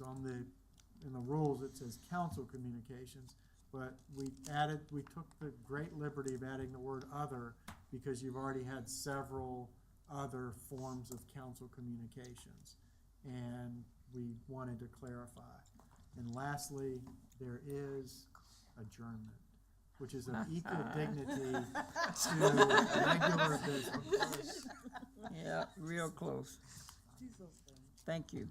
Yes, I ma'am. want to ask again. No, So, that's a good Council- question with the answer that's, we've had to think about for a long time. Thank you. Counselor Randolph, to your question. Yes, ma'am. Yes, I will go back and talk to city manager about the pending list to make sure we get some dates proposed. I just Well, wanna make just sure so that it's he in order. understands what Yep. we're thinking he's doing, so Correct. that those two things match. Yep, I will do that. Good, thank you. Is there anything else with this? I don't think so. IR7, and it has Counselor Parton and Counselor Pelham's names on it. Do you wanna go first? Would you like me? Well, yeah, ladies first. Well, paving is always, and infrastructure has been one of my priorities since I've been on council as well. Mr. Parton called me about this, and I told him, of course, I would like to do something. We've spoken about this early in the agenda, so I'm not going to prolong it, but it's just something that we need to strategically add. I've always seen it as an added line item in our budget going forward. So hopefully that will one day come to fruition, that we'll be able to do that and set aside those monies and go street by street and improve the outlook of the city. And hopefully by doing so, citizens will take pride in their communities and upkeep them and keep them litter-free and all those good things that we do to have a viable city.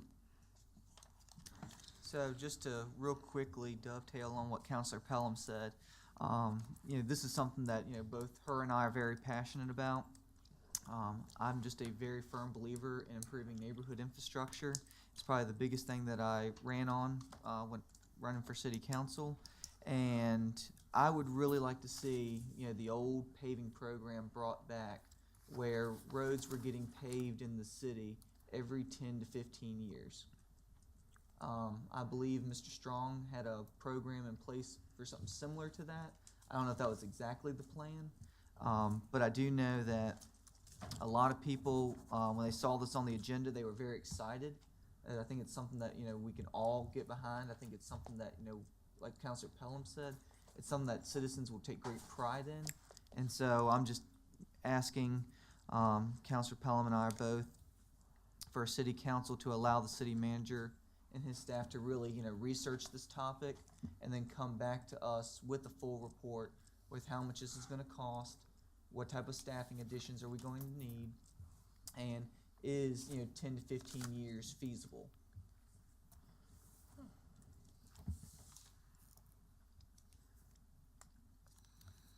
Okay, Counselor Holloway.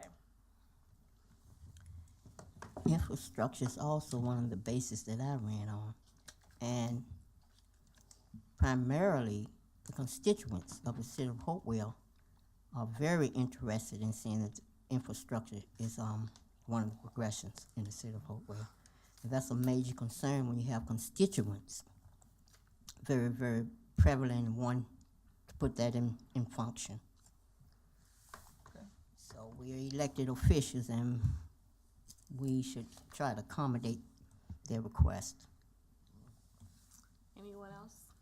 Counselor Randolph? I agree with everybody that's spoken so far. By far, the biggest comments that I get from my constituents is that they want to see road improvement, drainage improvement. We've talked about it in numerous work sessions, numerous council meetings. We all agree. I believe this is part of what we're going to have as our new strategic plan, one of our priorities. We've talked about that tonight. We've also talked about doing a CIP plan, which I've been an advocate for. This should be part of infrastructure, not in and of itself, but certainly a big portion of it. Right. We've got to start planning for the costs that we're going to need to outlay in the coming years. And so I think this is something we all agree on. We all want to see happen. And I don't think it's an unreasonable expectation for us to have some kind of thought process that we're asking him to do through strategic planning anyway. So 90 days looks good to me. In the interest of time, can I just make a motion real quick? Yep. I make the motion to have the city manager and his staff research the idea of establishing and implementing a road repaving program that will ensure every neighborhood road in the city of Hopewell is paved at least one time every 10 to 15 years, and to bring this proposal back to city council within 90 days to include capital costs, staffing, and manpowering to operate and implement such a program. Second. Can I make a friendly amendment? Since Councilor Randolph, I'm looking at the clock, Councilor Randolph just said that, we are already talking about this and council already has half of this in our upcoming meeting on the 20th. Instead of saying 90 days and we're about to meet with our facilitator to finish our strategic planning process, can you not put a 90-day requirement? Because we still have the rest of that stuff for our strategic plan that's a part of this whole conversation. So to say to come back during the strategic planning process. Do you see what I'm saying? Because then it would overshadow what we've already included this in our conversation, but it's a bigger picture than just this. It's a part of it. Do you understand what I'm trying to say? Yeah. Yes. So we've already showed our support. So instead of saying 90 days, we're about to have our part 2. Can we just say in our strategic planning process to make it comprehensive? I understand what you're saying. Can you give a real quick when the strategic process is supposed to end? That's up to council. We have to schedule our next meeting, so hopefully if y'all do it in June, we'll finish that process, and that's a part of the whole thing that we're doing. Okay. Yeah, and then do the same thing. I think what we're looking at would actually come back before 90 days. Okay, then that's fine As with me. part of that process. That's even quicker. Yeah. It's underway already. Can we get a roll call? So you agree I that agree. Should roll call? Mr. City Attorney, I'm not sure, I'd say 10 to 15, I'd pick one. I'm sorry, what? I wouldn't say 10 to 15, I'd pick one. It said at least. All right, I'll compromise. I'll say 12. 12. Well, let him come. We only got a minute, so you said 12? It's not set in stone. Yeah, We exactly. can change it if we want. Yeah. Okay, and can I say something? Maybe we can just We're about to have to- allow him, after they study it and research it, maybe Public Works has the records to show how long they did it back in Clinton Strong's days. And Council, then you your come meeting back is with over. us Our with a meeting- time. Your meeting is over, Council. It is Meeting- ended, I'm sorry. I could, I got enough. Talking. I got enough. You got a consensus? you gotta have a roll. How you gonna? I'm sorry.